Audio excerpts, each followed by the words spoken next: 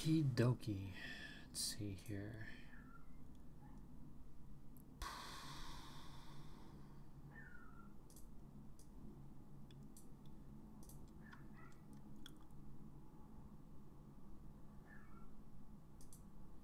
I have to go and delete my stupid video.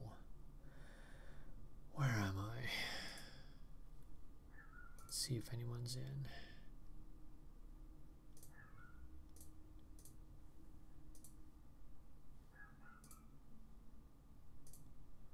Okay.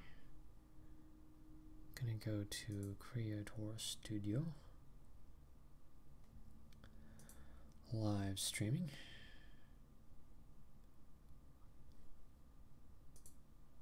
Okay, there we are. Looks like we're okay now. Looks as though everything is okay. Oh my gosh. Change title. Retardation in the Brave New World. There we are. Oh yeah, that's right. Burn after streaming.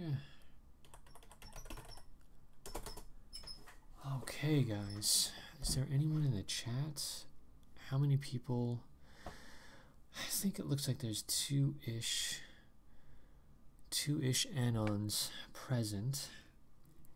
Oh, that's right. I was going to delete my video too. Hey guys, I'm just gonna hang out like a retard right now while I wait for a couple more people to show up and I delete my ridiculous video where I described my inability to connect to the internet, which by the way was completely real. For some reason, I have no idea why, I was unable to connect to the internet, and that was super duper bummer. Good. My video is now gone. Okay. Hey buddy, how's it going? Oh my gosh. I have no idea what happened, but for some reason my computer like stopped talking to the internet and I legit thought I was like I thought I was getting showed. Turns out I'm not getting showed. Which, oh, thank God. It's the last thing I need right now. I'd have to save up to get like a new laptop so that I can start streaming again. Oh my gosh. Hey Sin, how you doing, buddy? What's it going down, pal? Oh my gosh. Okay. And only half an hour late. That's not too bad. That's not too bad. I feel like I'm doing okay. Alright, well, it looks like there's 4 of us here now. Well, 5 if you count me too. But we'll say 4 for the sake of it. I guess I want to wait for like just another minute. Yeah, me too, bro. That was like super duper bummer. Like legit, I was actually starting to get bummed out because I was like, oh my god. You know, I'm gonna have to sell like, I don't know, sell my bike or something. Like, and my bike is not worth a computer. You know, so it's like, okay, so I've got half of a computer with that. Like, I was starting to run math. I'm like, oh god, what physical body organs can I sell? Maybe I've got books that are worth more than $1. You know, Jesus H Lordy. That's all it takes, right? One tiny hiccup, next thing you know. Ah, okay. Okay. Looks like there's a fair number of humans in here now. So now I'm going to go ahead and start the old stream. And the old stream is going to start with hello, good evening, thank you for showing up. And for tonight's topic, let's see here. I do want to hear your funny story, so please type it out, and I will gladly read it aloud. For tonight's topic, actually, let me go and just, I have to check on one thing to make sure that my cat is not being crazy. 1 second.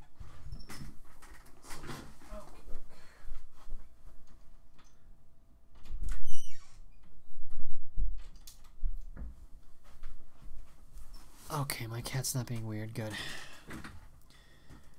Okay, so for tonight's topic, I'm still very interested in generally discussing psychopathy, though I think that that's just going to have to take a back seat. That's just going to be on the back burner. So every so often I'm going to refer to psychopathy. Mostly it's going to be in passing because the topic itself is actually so gargantuan that I don't know where to start on it, so I'm not going to. I highly recommend checking out Dr. Robert Hare's book entitled Without Conscience. That is a fabulous primer. It's basically a huge brochure, and it will give you the basic gestalt. Is it gestalt or gestalt? Damn it. Anyway, it'll give you the rundown. So it's basically the original blog posting for psychopathy, and I highly recommend it. And of course, if you happen to check out the movie Nightcrawler, I believe it was released in 2014, that is also a fabulous primer on how a psychopath operates in the real world. Anyway, with regards to the general state of affairs, it occurred to me today, after having watched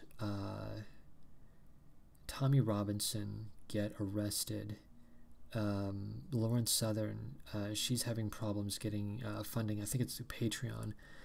Faith Goldie, same thing. Her Patreon got shut down. It just occurred to me out of nowhere today that we actually are in like a formal civil war. We're in a cultural civil war, and this has got to be stopped in some way, and I don't know how to do it. Oh my gosh. I gotta stop. I gotta start getting more sleep. The cultural civil war has heated up to the point where Faith Goldie has been deplatformed. Andrew Anglin's website, I still think that Anglin is kind of a dork.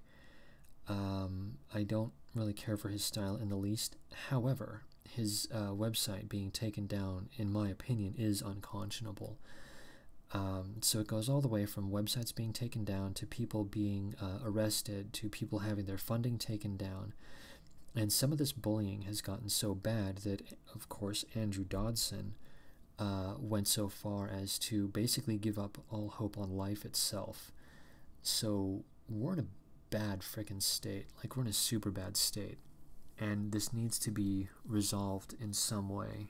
I don't have any solutions on how one would actually go about solving this issue.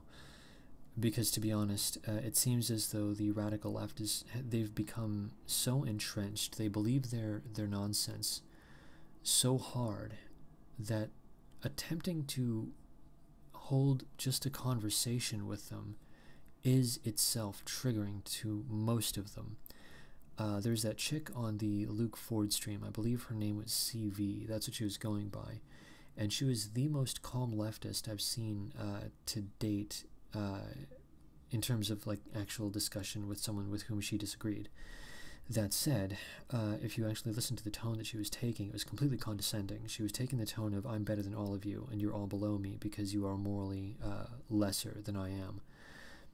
Which, essentially, political ponerology, yeah, dude, yeah, I know that book.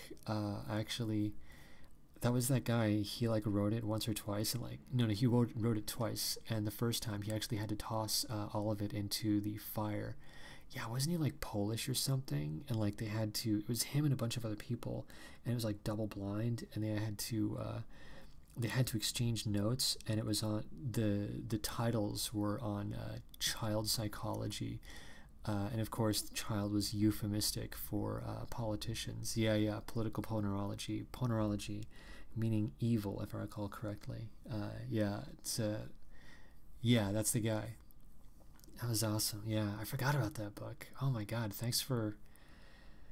Gosh, I haven't thought about that in a while. Man, anyway, okay. But yeah, political ponerology, that also refers to everyone else in the chat. Political ponerology is about psychopathy, but specifically psychopathy with regards to people in the political sphere. So it's a study on how psychopaths in power operate. And that in itself is just, it's mind-blowing stuff. It's truly mind-blowing stuff. yeah, I would. Political ponerology is a much larger text relative to Without Conscience. Without Conscience is just a quick rundown, as where political ponerology is a little more in depth. Not a little bit, a hell of a lot more in depth. So it's not a primer, but once you have the primer, I think that political ponerology would be a really good call. It seems like, anyway, moving on.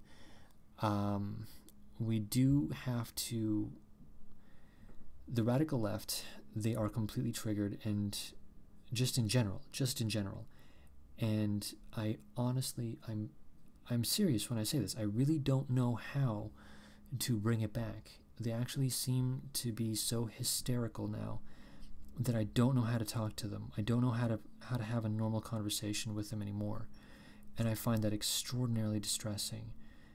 I'm gonna have to start experimenting, because if we can't have a basic communication with them, the only thing left, I really do fear, is going to be physical violence, and I do not want that. I mean, I know that, what is it, YouTube's terms and services, you're not supposed to advocate for violence, so this isn't me cucking out and saying, you know, I'm a little bitch and I don't want to do violence. No, I actually genuinely don't want it to go in that direction, because once the threshold is crossed, it's essentially, you know, I joke about scorched earth, and I joke about all of those things. You know, I like the memes, the right-wing death squads and blah blah, which are funny, but in an all-out conflict, holy cow, there would be literal blood on the streets, and I don't care for that at all. I'm going to have to find a way to get a copy of that book, Fourth Gen Warfare, and I'm going to have to find a way to start getting in contact with other people that understand Fourth Gen Warfare and understand the political divides that are happening in this country, because to be perfectly frank, the way that I see it at the moment is essentially it's two coastal strips with a couple of islands of major cities here and there, like, for example, Austin, Texas, Chicago, Illinois, you know, places like that, and basically the rest of the country. That's really the way that I see it. I see it as being islands of lefties, and then everyone against those lefties in the cities. And my fear is that what we could end up with is something akin to siege tactics against the cities. I mean, what the hell, man? That's a crazy scenario to contemplate. That's a really crazy scenario to contemplate. And I would be, you know, I would be in one of those cities. And I gave it great thought, too. I actually started thinking about, okay, if one were going to lay siege to Los Angeles, what would one do? And it's actually quite simple, because we're surrounded by mountains. The only thing that you would have to, the only access that Los Angeles would have would be the waterways, and that's it. Otherwise, you have to traverse frickin' mountain passes. The second you take down the highway system, that's it. You know, show's over. Oh yeah, that's right, airports. So the only way that things would be able to come in and out of Los Angeles in an outright siege situation would only be through the airports. It would only take a few people to just take down the highways. It would really take nothing at all. I mean, I'm not joking. I actually am thinking about reading Siege, because it would be funny just as a meme. But anyway, the point here is just that consider just Los Angeles. If you only consider Los Angeles, you could shut down the city. It really wouldn't take very much at all. It would take very little effort. I think you could do it with just maybe a few dozen people in very key select areas doing very specific types of activities. And if you had several hundred people, I mean, yeah, you could basically make everything stop. It would take nothing at all. You could just deal with like the power grid and the roads, and you basically take down one of the largest economies on the planet just by doing that alone. You know, I think Los Angeles itself, just Los Angeles, is very likely one of the top 20 economies on the planet. You know, and just think about how vulnerable that would be in an outright situation where, hypothetical scenario, we go through a retarded Civil War campaign, Civil War 2.0. We basically just have, I mean, the LA riots, but everywhere. Holy crap, man. And like I say, like, I want to avoid that. I don't want that to be the case. But I'm watching some of the media that's going on. I'm interacting with some of the leftists, and the hysteria is palpable right now. I don't know what to make of it. So, anyway, if anyone has any ideas on how to talk to lefties, I'm gonna try. I'm gonna make it my mission. I'm gonna talk to one lefty, just one, and I'm gonna have as close as I can to an honest discussion. And I think that I'm only gonna limit to maybe just the concept of reconciliation between left and right. I think that's the way that I want to do it. Just throw out the question: how would you feel about shaking hands with a right-leaning person? Just something fucking tiny, you know? Because if we can't even just shake flipping hands, then basically all is lost, and we really will be in the worst case scenario. And I don't want to have to deal with that. I mean, I know I'll survive it. I get it. You know, it's not the end of the world or anything, but it would just make my life really flippin' unpleasant for like a couple of years. So, anyway, okay, with that, I'm going to go to the chat because I don't want to get too black-pilled. I'm trying to remain as positive as I can. See, Frame Game Radio, he had that thing where he was talking about like the white pill of the day. I actually don't have a white pill for today, so I'm a little bummed out about that. So basically, I'm coming in here talking about like super bummer negative stuff, and I'm like, hey, let's do something positive, and I don't have anything positive, so sorry about that. I'm going to go and read El Chato, because Sin said he had something about, oh, no, here's a good white pill. This is actually a good white pill. Okay, rescinded. Here's a good white pill.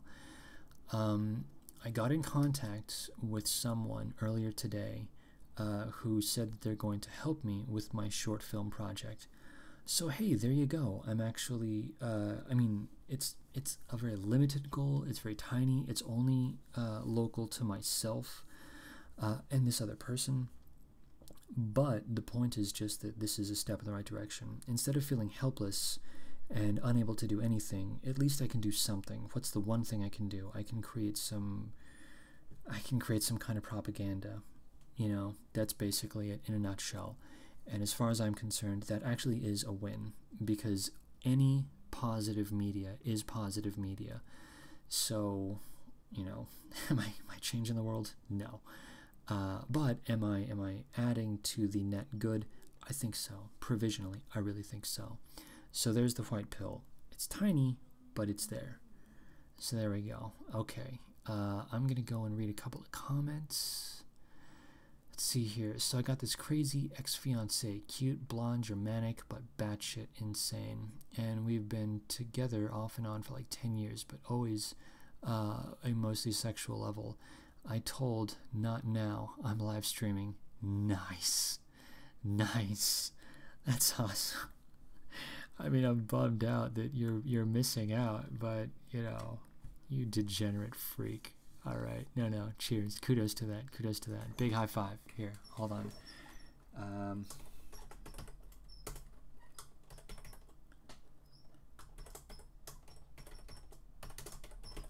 Boom. High five. Okay. Let's see. I felt bad for England when he told the story about his neighborhood getting overrun by Somalis. Dude, it's coming to Los Angeles. I said it before, say it again. 41K Somalis are coming to Los Angeles. There's already huge tensions between the Mexicans and the blacks. It's just going to get worse. I actually see murder campaigns coming up in the future at some point. Lefties went off the deep end after Trump won. You best believe, man. And yeah, I do fear it is coming. I'm not pleased about that. Propaganda of the act. Siege, Propaganda of the Act. Yeah, I gotta read Siege, Propaganda of the Act. Is that another book? I might want to check that. I still have to go through frickin' Bernays's and Goebbels's books. Just watched a video about foreign invaders from sub-Saharan Africa trying to cross border from Morocco to Melilla. Scary black pill. This is not going to end well. Yeah, dude, legit.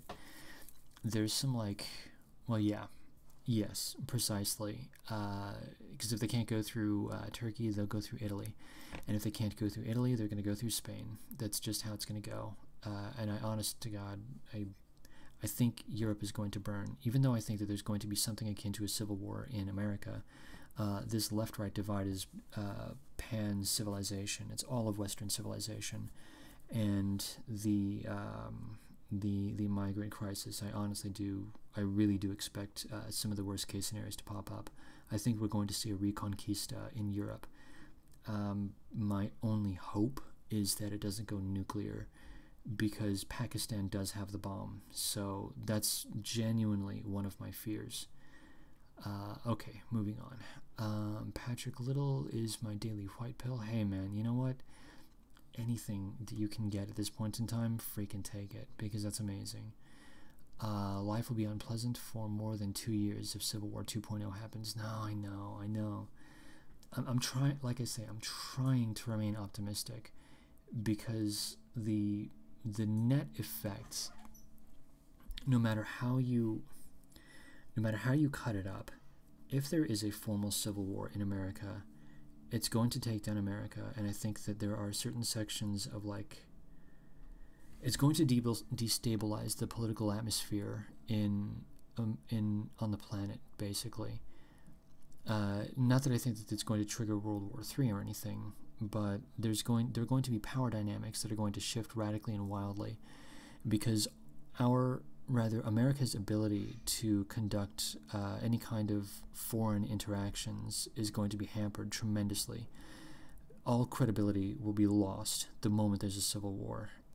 There's one theory that was being floated around that World War III could be triggered as a way of distracting from the possibility of an American Civil War. That is the only possibility in which I could see a world war happening. And I don't personally see that, but I mean, who knows? I mean, at this point in time, really, who freaking knows, man? Especially when you consider all of the miniature caliphates popping up all over Europe. I mean, the invasion is to the point where we really do have we do have the groundwork for a full-scale Islamic revolt in Europe. I mean, I don't think they have the numbers for it at all, because they're only, what, like, they're a little less than 10% of the population in Europe at the moment. But that's all it takes. I mean, there's that guy, Bill Warner. He was talking about how once Muslims hit about 10% of the population, it's game over. It's a slow slide into complete degradation. What is it, the boiling frog thing? That's what the Muslims rely on. They rely on demographic replacement, because they outbreed Westerners by an order of magnitude. Not only do they have more children, they have more children younger. So the generations for the whites, white people will have children between the ages of maybe 23 to 34. As for Muslims, they're going all the way down to like age 16 in some cases. They're having multiple kids by the time they're 22, 23. So they have more kids and younger. So, I mean, it's rough. It's extremely rough. That's the direction that I see. That's one of the things that I do see popping up. But then again, even with America, I mean, Aslan is a thing too. Oh, god damn, I was going to do everything I can to avoid going black pill. Not going to go black pill. I'm done with that. Okay. Okay. Play chess with a lefty. That's a good opener. Hey, you know what? That's actually not bad. No. That's actually a really good call. Because it's a game, it's non-threatening, and I could let them win. So that's not too bad. That's not too bad. Okay, LOL, you missed half the story, bro, but it's all good. I'm just drunk, okay. Alright. Well, nonetheless, cheers to sin. So I'll take it and I like it. I think that Babs. Oh, hey Babs, how you doing, buddy? What's it going down, boss? Just generally, hey Babs, I'm stoked that you're here. At some point, I do want to do a stream with you about the red pill, about your red pill experience, because you do seem. I mean, everyone throws around the word red pill so much these days that it's, in my opinion, lost all meaning. But nonetheless, I'd like to know how you went from being ignorant to understanding, how you went from ignorance to comprehension, because that's just of general interest to me. I don't have the ability to do any sort of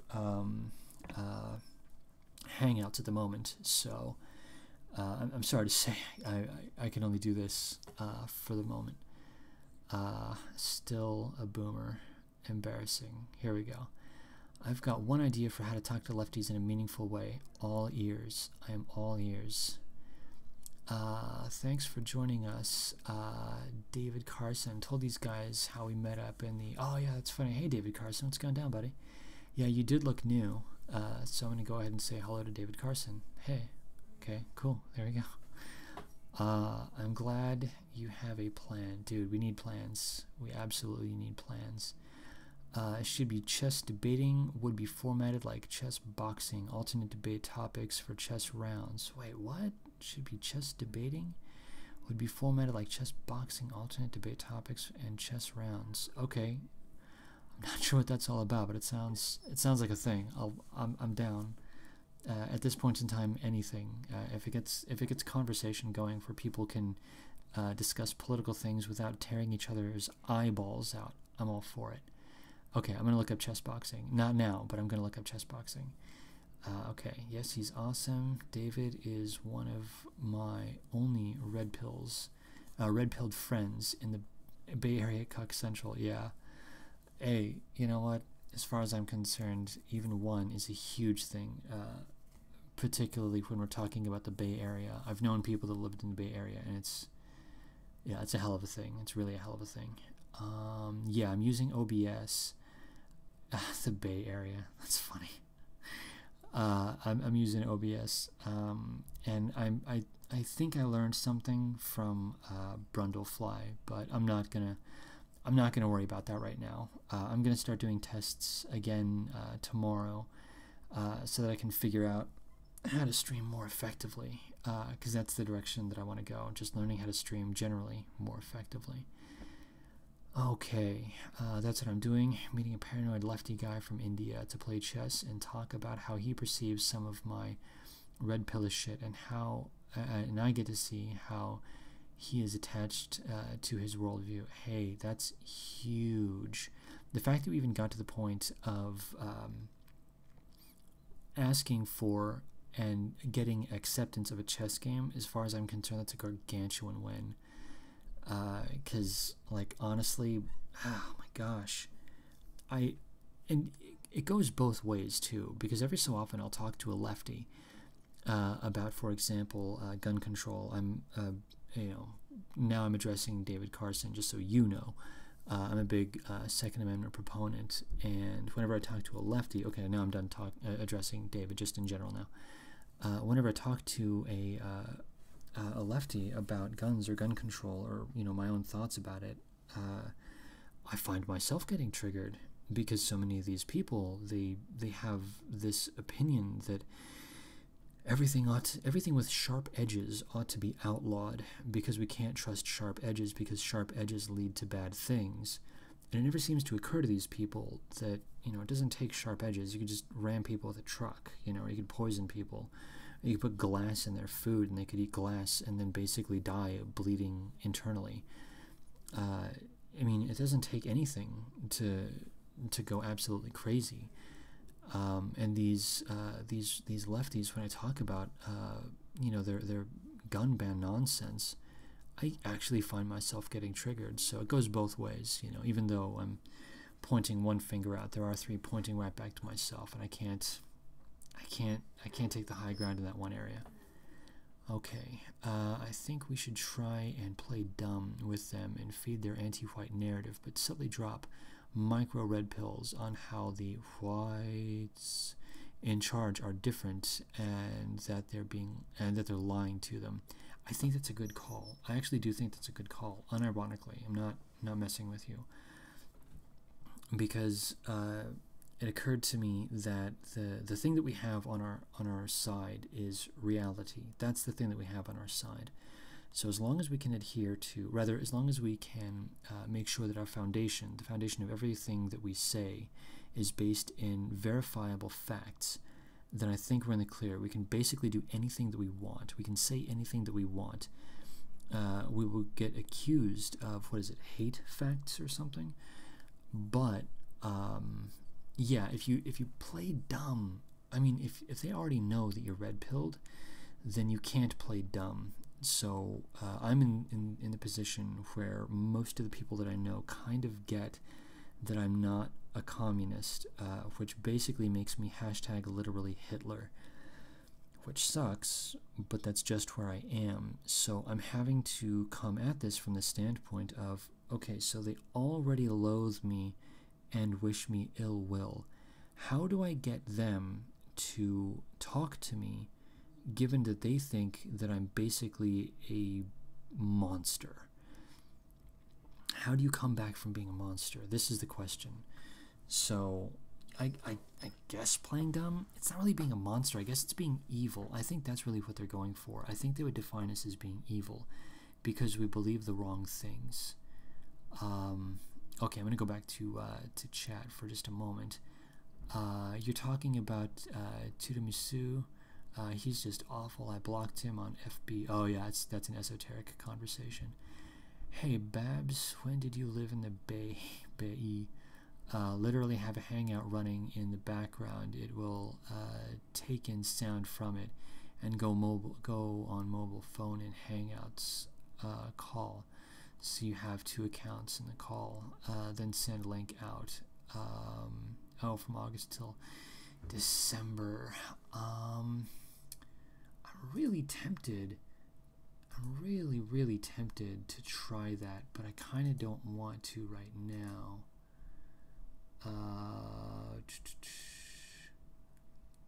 Events, streaming. I'm just going to stick with general streaming now. Let's see here. Welcome back. Hey, buddy. Streaming live. There we are. Boom. Done. Okay, fine. Yeah, I kind of want to not mess with it because I know that I'm streaming now and I'm terrified that my boomer tech skills are going to ruin everything, because that's just sort of what I kind of accidentally did. I'm happy to take a call. Like if Babs, you are able to take a call, I'd be happy to chit chat for a while, because that'd be fun. Okay. Let's see here. We have to walk them back out of their own insanity one step at a time. Yeah, isn't that kind of messed up? Like, I feel like I'm babysitting. You know, like, why should it be my responsibility to take charge of this? Like, shouldn't they be grown? I mean, whatever. Yeah, I think, yeah, we may have to walk them back, and it's unfortunate that the onus is going to be on us. I don't really care for that at all. Like speakerphones, Sally, yeah, sure. Because what I could do, Babs, what I could do is I could throw you onto, like in a worst case scenario, I could just get the audio from the Hangout and I could pump it through the speaker and then I could talk to you. And even though the audio would be crap quality, if nothing else, we could at least chit-chat on the stream. Are you down with that, good sir?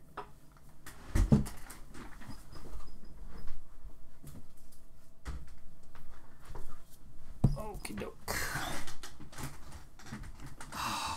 Okay, here we are. I've got my setup ready just in case Babs says yes. Okay, let's go back to Los Comentos. The trick with the liberals is first to try to get them to put their claws away.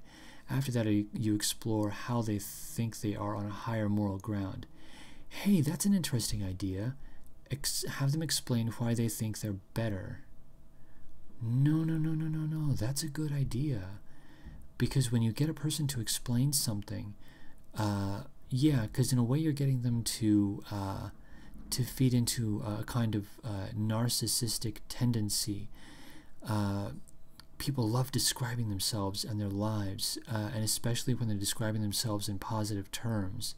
So you could end up, you could end up in a situation where they say something that aligns perfectly with what you think, and then you could say, look, we both think the same thing. Okay, that's a good start. I'm not sure where it would go from there, but that's a fabulous start, and I like it a lot.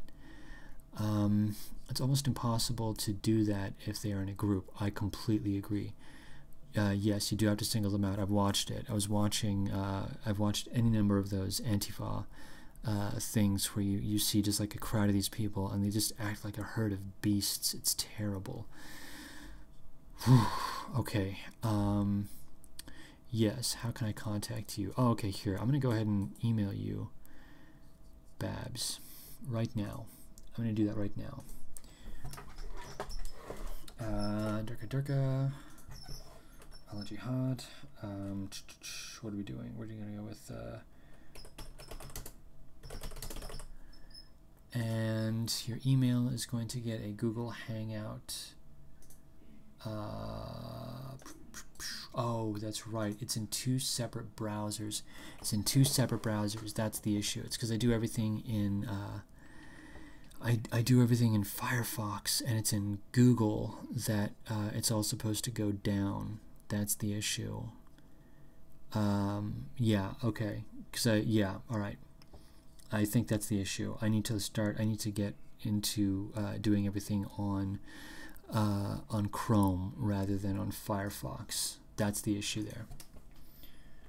Okay, so the Boomer Tech is going to go thusly. We're going to do the janky ghetto version where I just pump you through the speakers. But it'll at least we'll be able to have a conversation, which will be cool. So that's a start. Is it janky? Yes, it's janky. Is everyone going to judge me for it? Yes, everyone's going to judge me for it. But are we going to live? Yes, we're going to live. So it's going to be okay. All right. Let me turn the volume down. There we are. Okay, looks like everything is fine. Everything's coming in crystal clear. And now I'm waiting for Babs. So Babs, the email is sent. And now I'm going to go back to the chat because there's a crap load of stuff happening in chat. Oh my god. Okay. But yeah. David, I really like that idea. Of getting them to describe how they're on a higher moral plane. Because I really think that there's the possibility that you could find a way to make that work. Find a way to get them to speak with you in non-hostile terms, if only for a moment, because they're talking to, or rather they're talking to you about themselves. Yeah, I really think that's a great direction. That's a great direction. I'm glad you stopped by. Okay. Let's see. That is how you come back from being a monster. I hope so. Gosh, I've got to get more sleep. Rich East Asians are hardworking. Indians replacing Europeans in Cupertino. Mountain View, Sunnyvale, Goitek. Yes, like on speakerphone. Yeah, man. Freaking email me back, bruh. Wait a second. Let me go to that Google Hangout there. Is there somebody here? No, I don't see anybody there. Well, it's there. Ready and waiting. Okay, yeah, I've got volume. Okay, good. So when Babs finally shows up, we'll be able to chit-chat. Okay. Oh, I want David Carson to call in first? Oh, gosh darn it. How did I miss that? Of course I missed that. David Carson. I'm sorry to say, the only way that we can do this is if you have Twitter. Here, I'm going to give you my Twitter.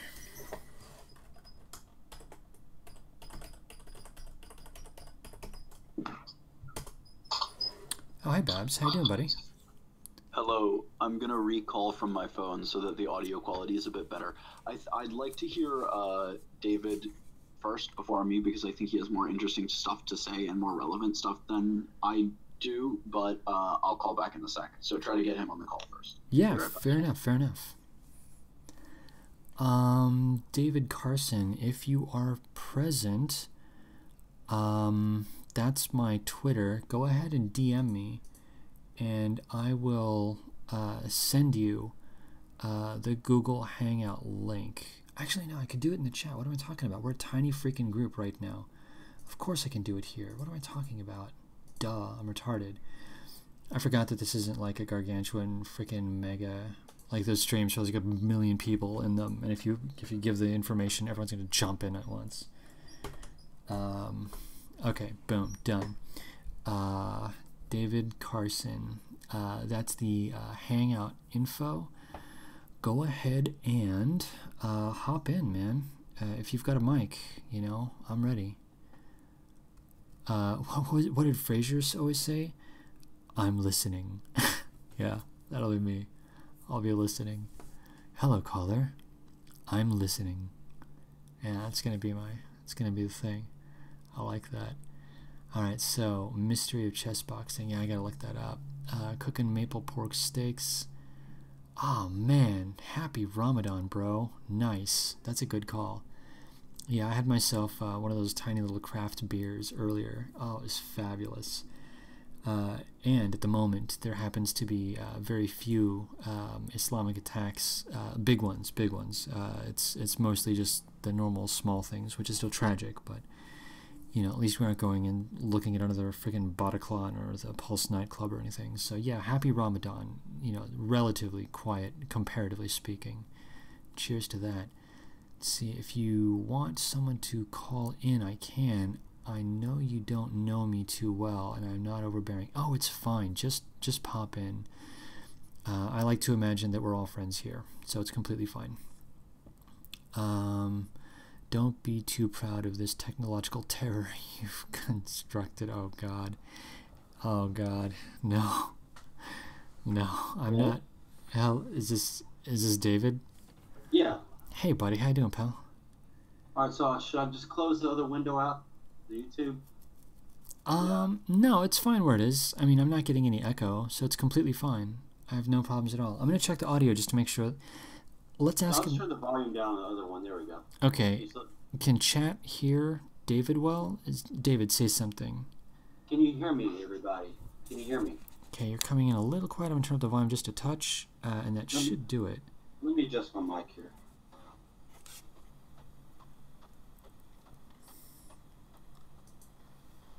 Okay, so Elaine can hear you, so that's good. So there we go. Boom, done. David, how's it going, buddy? Oh, it's going okay. How you doing? Yeah, I'm good. So my main concern, thought process, focus is I'm very interested in the red pill experience. So I'd like to go ahead and firstly say the idea that you were talking about with regards to getting leftists to talk about themselves, that sounds great. I just have to tell you that in person because it is a great idea. Well, I've had to deal with that living in San Francisco. Yeah. It's either that or just be extremely angry all the time and getting in fights every single day. So I've tried to learn to talk to people. Yeah. Okay. So you're telling me so you get into conversations with radical leftists regularly. Not really. Mainly online sometimes, but I try to get them to meet in person, particularly this one person. Yeah. And I'll sideswipe people in conversation from time to time. But the main thing is just, I try not to hide in the shadows too much. I'm not very, what's the word I'm looking for? Extremely social person to begin with. Okay. So it's not like I have this huge, like, public,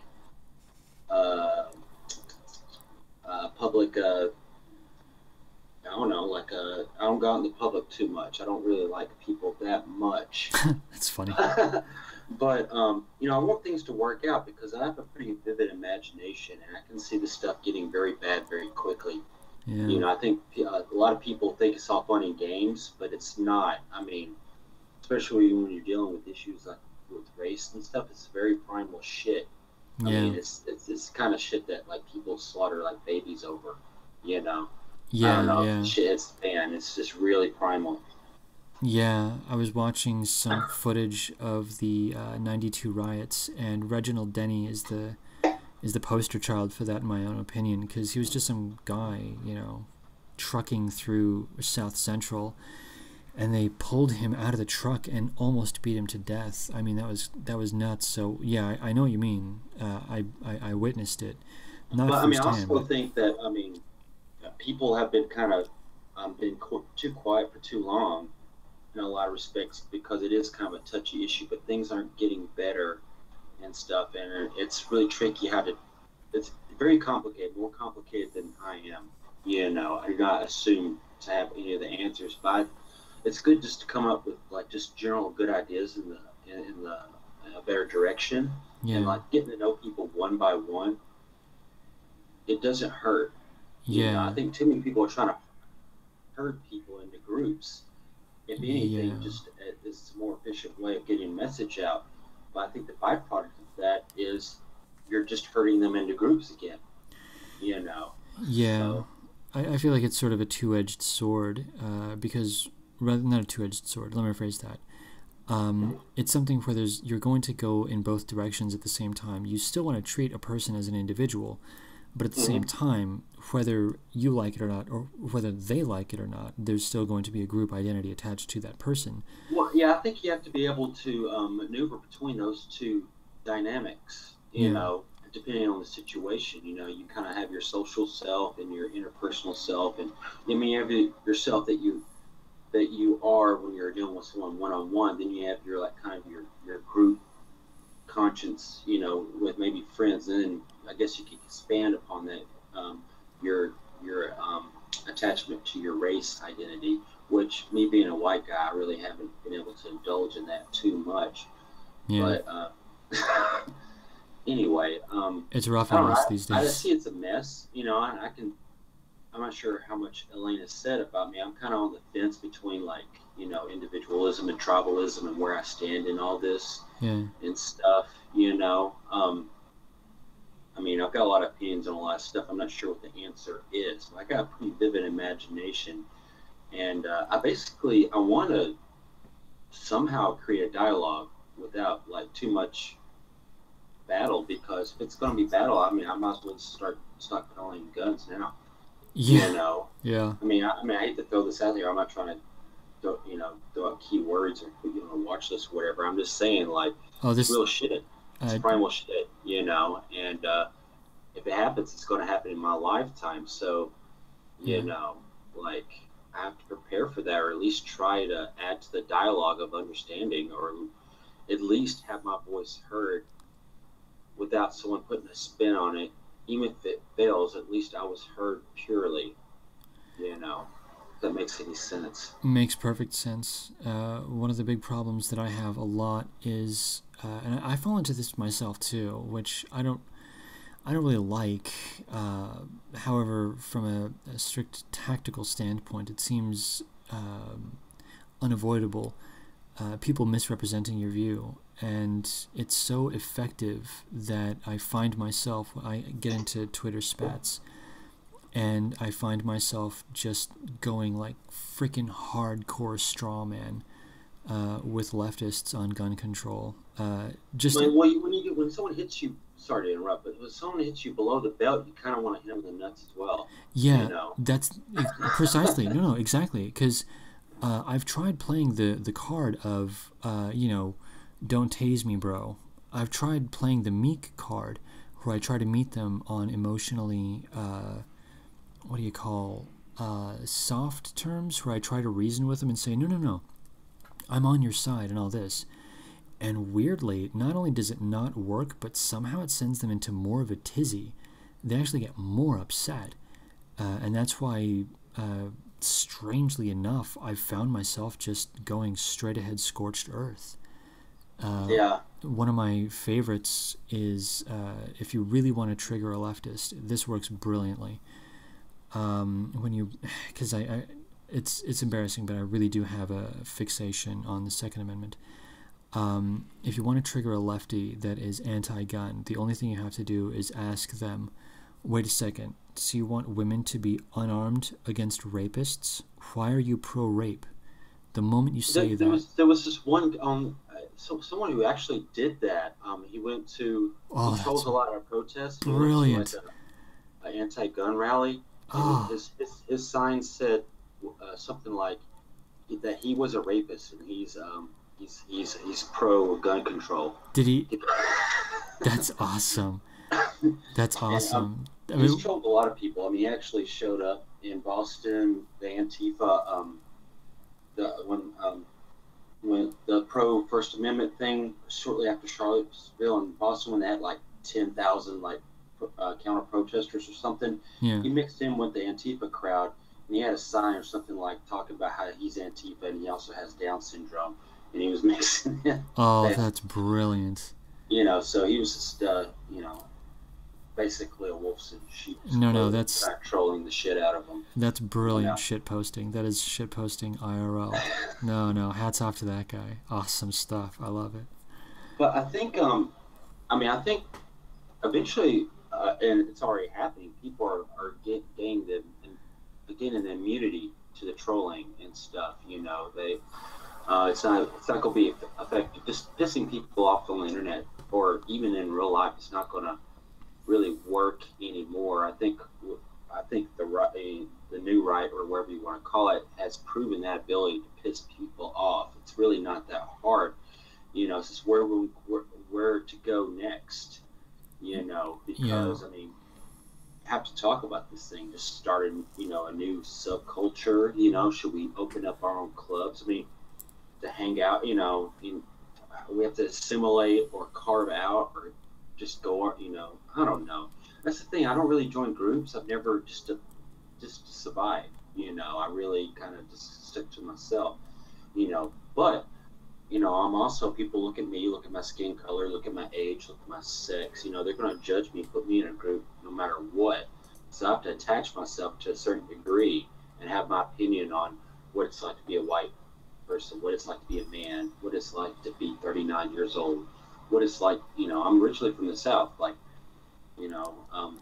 came down here 17 years ago, and people hear my accent and they just assume that I'm dumb here. Oh, yeah.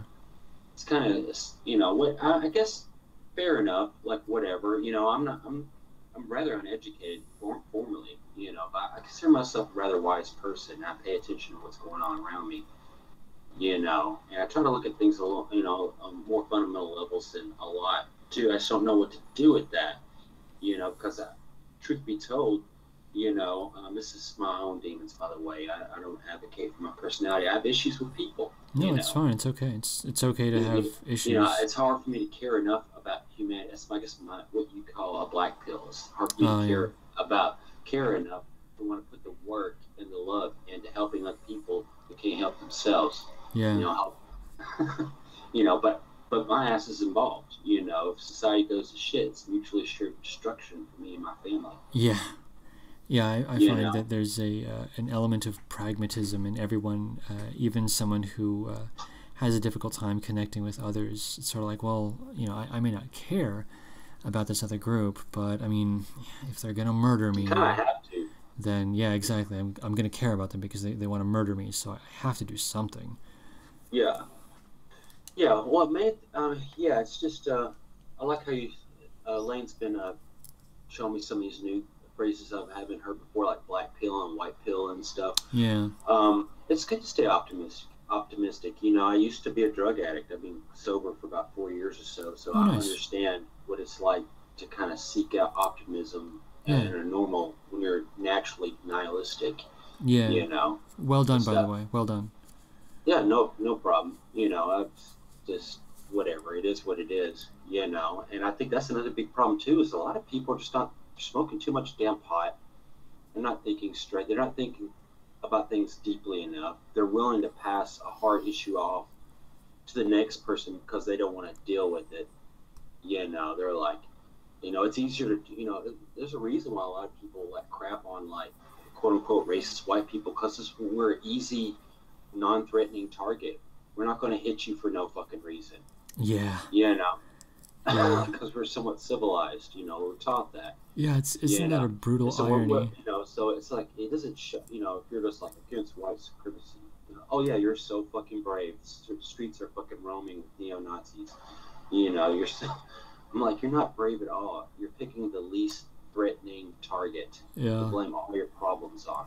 Yeah. I'm not saying that we don't cause problems. Everyone, we are all influencing the world one way or another, negatively and positively. I don't want to quantify that. That really gets me in a headspace where I start just getting paranoid and, you know, just me as a sober person, I have to keep myself relatively positive because I can take a really big black pill if I want to. Yeah. You know, and I don't want to go there, you know. But I also don't want the world to take a big fucking black pill as well, you know. So I don't know. It's just some things I don't even know you really, but you know, I think we're in the same climate, so I can just assume a few things.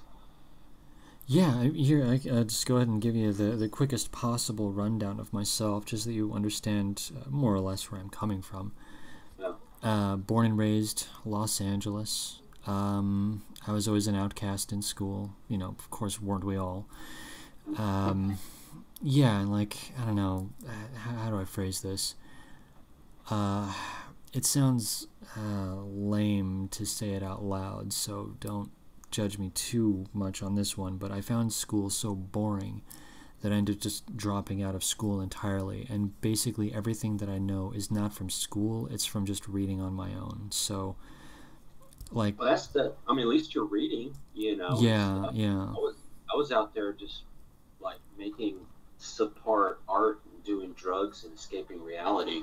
Yeah. And stuff, but you know, I was we so all far have off ways though. of doing things. Oh. You know, I don't claim to be a super disciplined person, but I'm Yeah. trying to, you know, like I'm not dead yet. I'm only 39 years old. You know, I plan on living for a little bit, so You've got years. I've seen a few things, and I think considering I grew up and was raised in one of the most conservative parts of the country. Yet I spent most of my 20s. I spent my 20s and 30s in the Bay Area. You know, so I've seen both extremes. Yeah. You know, and I see bullshit coming from both extremes. Yeah. You know, and I think the truth is in the middle somewhere, or at least I'm understanding. There's truth everywhere, man. There's truth and there's lies everywhere. You know, I mean, it's really like looking at a diamond. You really only have to turn it just a fraction of an inch, and it's going to distort the light of truth a little bit. Yeah. You know. I just wanted to go ahead and ask you though about your red pill experience though, because you get specific if you want, so I'll start blabbing if you let me. Go on. No, but it's an interesting concept. If you don't mind my asking, what was it that when I say red pilled, I guess just I see what my moment was basically when I decided to speak out was a moment that a lot of people started speaking out was when Antifa rioted Milo's speech in early 2017. Okay. Berkeley. That was, yeah.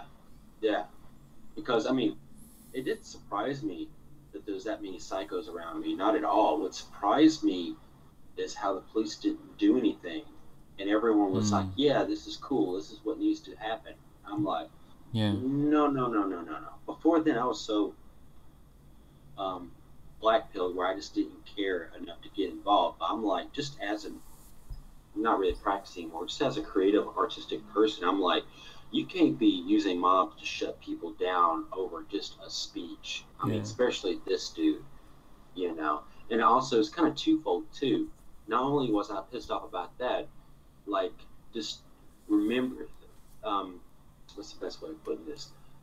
Going through 16 or 17 years of this outlandish leftist protests, one after another, me being cool with it because I'm kind of like a First Amendment guy, and then they can't take like a minute amount of dissent without going batshit crazy. I was just like, no, I can't, no, bad, you know.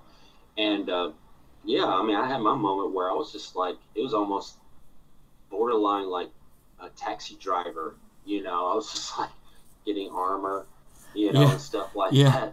But luckily during that time, I was really being overworked a lot, and every one of those events where like all that fighting went on, I was like at work, had to work, and stuff. And then Charlottesville happened shortly after that, and then people could not mass at all without like 10,000 people descending upon you because the mayor is saying this is a white supremacist rally. Anytime you just trying to be like patriotic or pro First Amendment or whatever, because that Charlottesville canceled that shit. Period. It was almost just like like the police were after that point, the police would just allow like 10,000 people to descend upon you like they did Patriot Prayer. And the short answer to your red pill question is the moment I started to actually start to give a shit enough to pay attention was when Milo's speech got rioted by Antifa in early 2017. That's interesting. So it was what about that? What specific thing about that event caused you to either change your mind or think about things from a different standpoint? Well, I mean, I was pretty much just becoming like internally like a born again conservative, just because like part of getting clean and going to meetings, you kind of embrace spirituality, So I had that like eternal, just living less like a degenerate, that internal and just natural growing up process. Internally I was becoming more conservative, and what bothered me, what was the question again? Sorry. No, it's okay. It's okay. The question was, what about that incident either changed your mind or got you to see... I didn't realize how bad it was. Okay. I didn't realize how bad it was when I saw the cops didn't do shit to these guys. They let it happen. Yeah. I did not, before then, I'm not sure what was going on before then, but before then, that was a big red flag for me. For them allowing like 3,000 people to gather, start fires, break shit, and not a cop to be seen. Yeah. And if you watch the footage, the the quote unquote protesters, they were actually throwing fireworks at the cops, some of which were exploding around the cops. Yeah, it's pretty rough stuff. I mean, most of these are white kids too. That's like the like definition of white privilege, of being able to riot without getting your ass shot. Yeah. I guess they're using. I guess in their minds, they're like, I'm a spoiled brat. So therefore, every white person's a spoiled brat. Therefore, I will use my spoiled bratness to get away with shit other people can't get away with in the name of getting rid of the race that is all spoiled brats like me. I don't know. I just don't get it. Yeah. In California, it's I can kind of see how people can see that in California.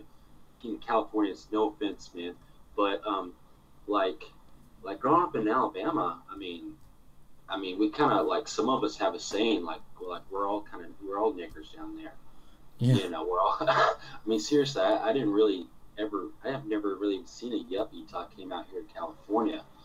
And for YouTube's algorithm, that was purely euphemistic. In no way was that an accusation. Okay, moving on. Oh, okay. I apologize. No, it's fine. It's okay. All right. I try not to. Whatever. Anyway. Don't even sweat it. It's completely fine. I don't care. YouTube cares. YouTube cares. Okay, moving on.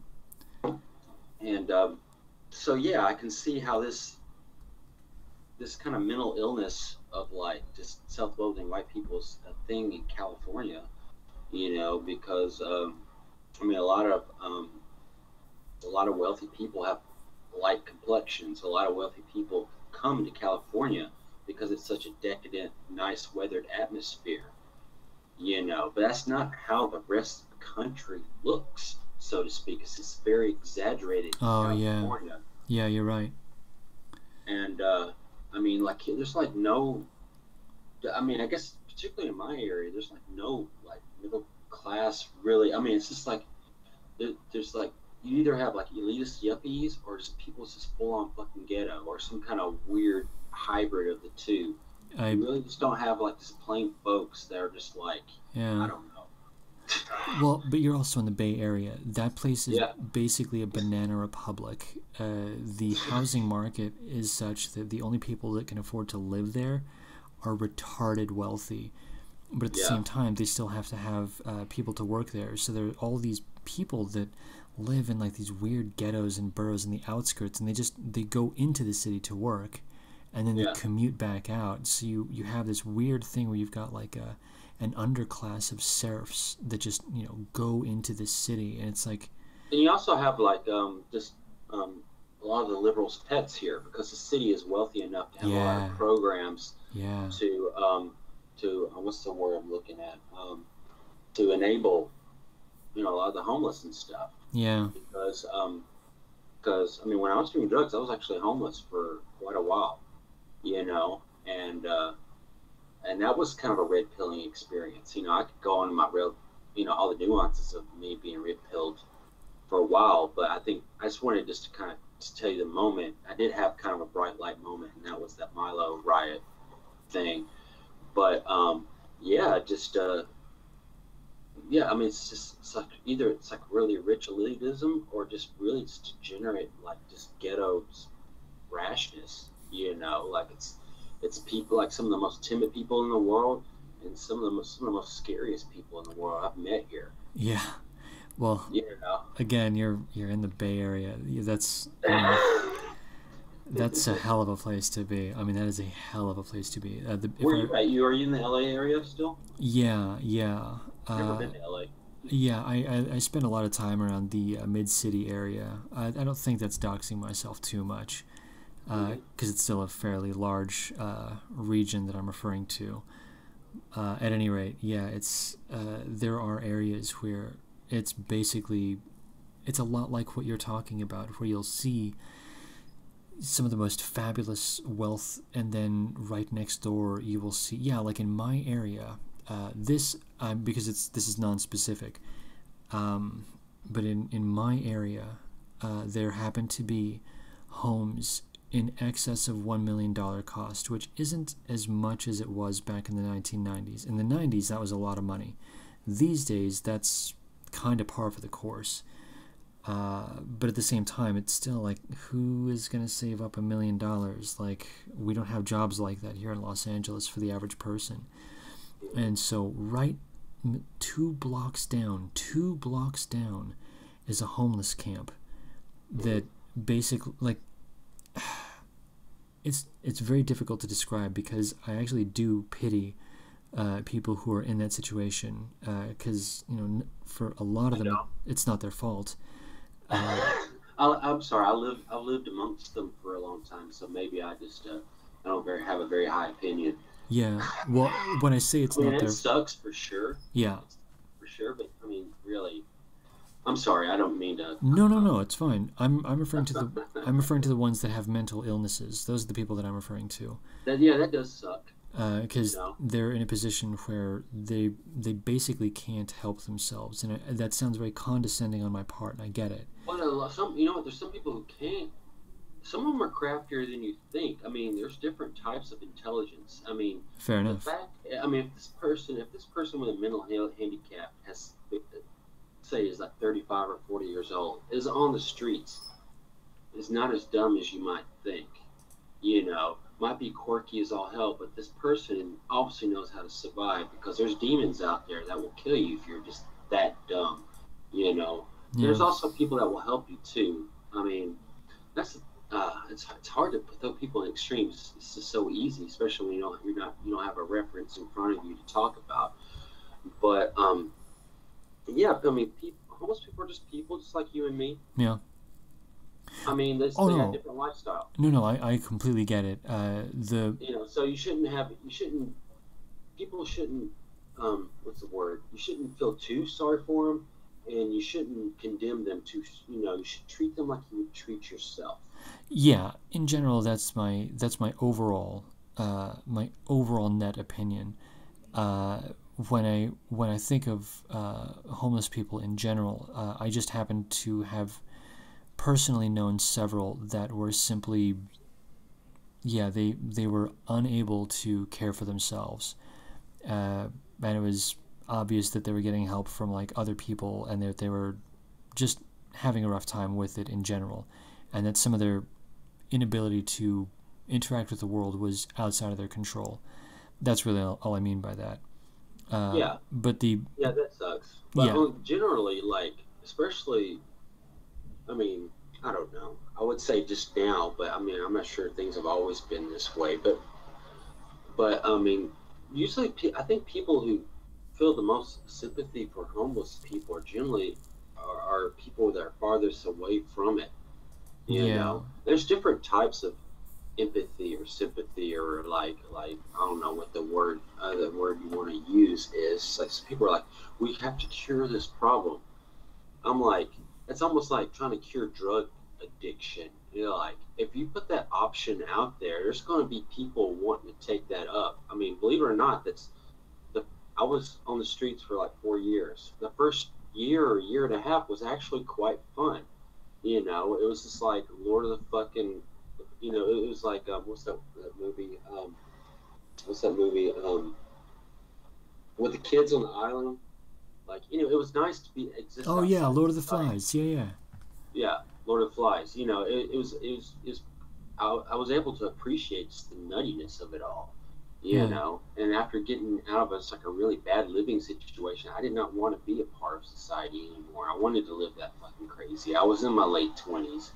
You know, like, I was just going to basically try to kill myself or whatever. Yeah. And that option was open for me. I was able to work my demons out in a way that probably no other measure could have, like, really have satisfied a person like myself. You know, and I somehow lived through it all, and I was able to transcend some of that. You know, so I think this being destitute is an option that a person should be able to have in society. There should be measures put into place to keep these people from, like, just destroying, like, the cities they're in too much. Yeah. You know, I don't know. It's a lot of ways of looking at stuff, and sometimes you have to choose a path. You know, I mean, would I think that option of living that lifestyle is worth, like, a city falling apart? No, kick all the fucking homeless out if I have to choose between the two. You know, I like your attitude. I mean, you know what I mean? Sometimes you can wax the philosophical, but sometimes you have to put that fucking axe down and cut off the bad arm. Yeah. You know? No, But I completely get it. I completely get it. Like, people are like, I love it. I mean, I think that one of the things that annoy me the most about leftists is that they assume that I don't even know what empathy is. Like, they Yeah, assume you're that right. I don't know what the word xenophobia is. Like, I didn't know about that word a long time ago because I liked that word because it started with X, and there's not that many words that start with X's, so I learned what that word meant. You know, like, I'm sorry, just because you know that word, you're able to, like, explain that phenomenon, look at that phenomenon in people, doesn't mean you fully know the implications of just, like, judging a person on one fucking word. I'm like, people, like the word bigot, for instance, you know, all that essentially means is that you're intolerant to someone else's belief. Yeah. So someone who hates bigots is also a bigot. They're a bigoted bigot.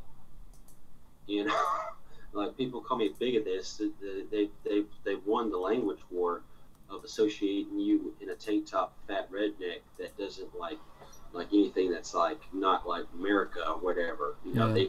they've won that image language war. When a bigot is basically anyone who has a really hard time dealing with ideas that they don't believe in. Yeah. So, I don't know. It's true, man. Anyway, It's true. I think I'm going to get off the chat for a bit. You know, I don't want to hog all this and stuff. And No, for sure. it's nice meeting you and stuff. I'm going to go out for a cigarette. I'll probably look around the chat for a bit. Yeah, for sure. It was nice talking to you, and thank you very much for describing your red pill experience. Yeah, I was just kind of making my introduction to myself in the rooms and kind of filling you out at the same time. You know, so anyway, take it easy. I'll be lurking in the chat or something. For sure, man. Thank you for popping by. Thank you. All right. All right, cheers.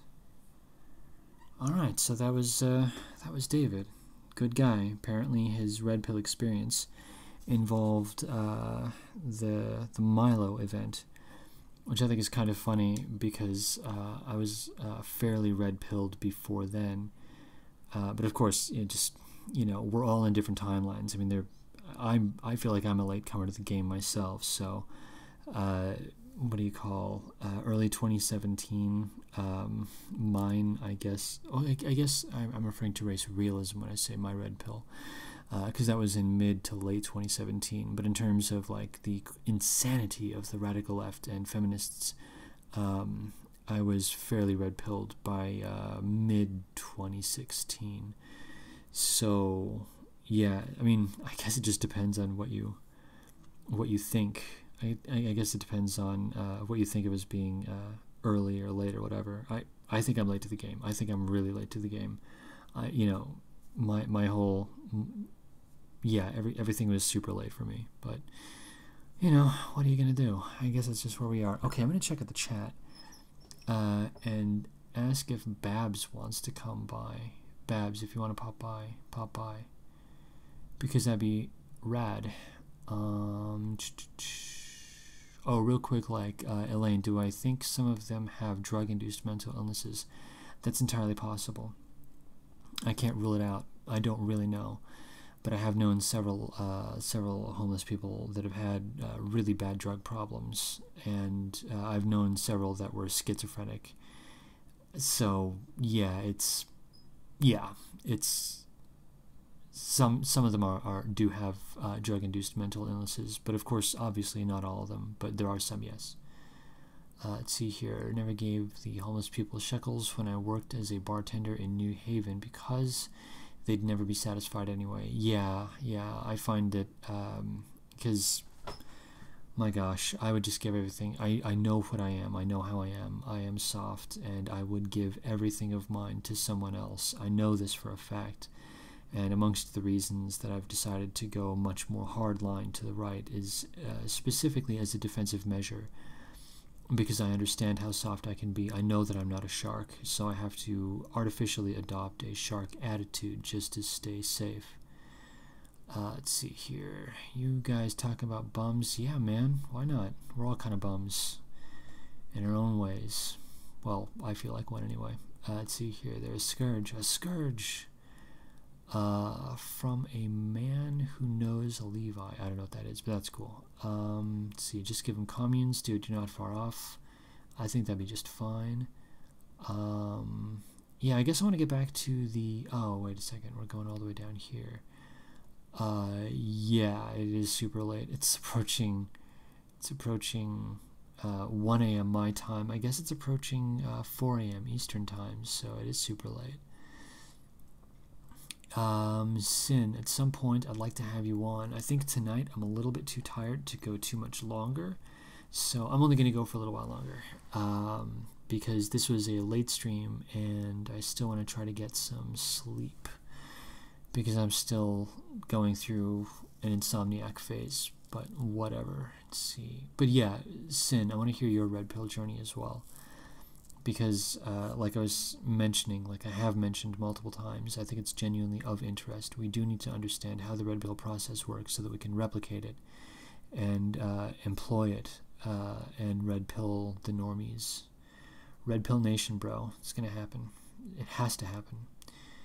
Okay, I'm going to do horseshoe theory on philosophy. Nihilists and radical traditionalists both think the material world mean nothing. That's only if you imagine that radical traditionalists are hyper religious, basically fundies, and I don't think that, I mean, because I'm not a fundy, but I would say that I am generally a traditionalist. I'm a nationalist and for the most part a traditionalist, and I do think that the material world is meaningful. God would not have created the material world if it wasn't meaningful, so it's clearly meaningful. So I don't know, I guess that in some sense that would negate me from being a part of that horseshoe, but I'm just saying. Okay. Yeah, in like just a second, I'm going to get a, gosh, why didn't I have a spoon? Which means I can't have peanut butter. Damn it. No! Oh, this is horrifying. I can't have peanut butter right now. Gosh darn it. Okay, I'm going to calm down. And I'll find a way to get peanut butter. Maybe I'll use my finger. Oh no. No, I'm not going to do That'd be going way too far. Okay. Let's see here. Send link in chat, please. I'm here. Oh, okay. Yeah. Here. I'll send the link again. Here I go. Sending link. Boom. 1, 2, 3. Copy and sending link. I am going to... Done. We now have a link. So that's what we're going to do. I might get a spoon right now. I'm going to get a spoon. I'll be back in like 30 seconds. Getting a spoon. Be right back.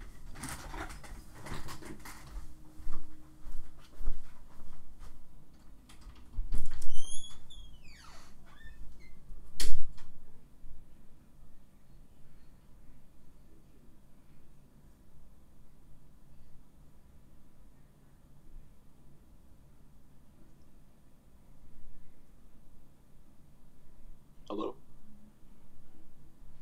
Hello?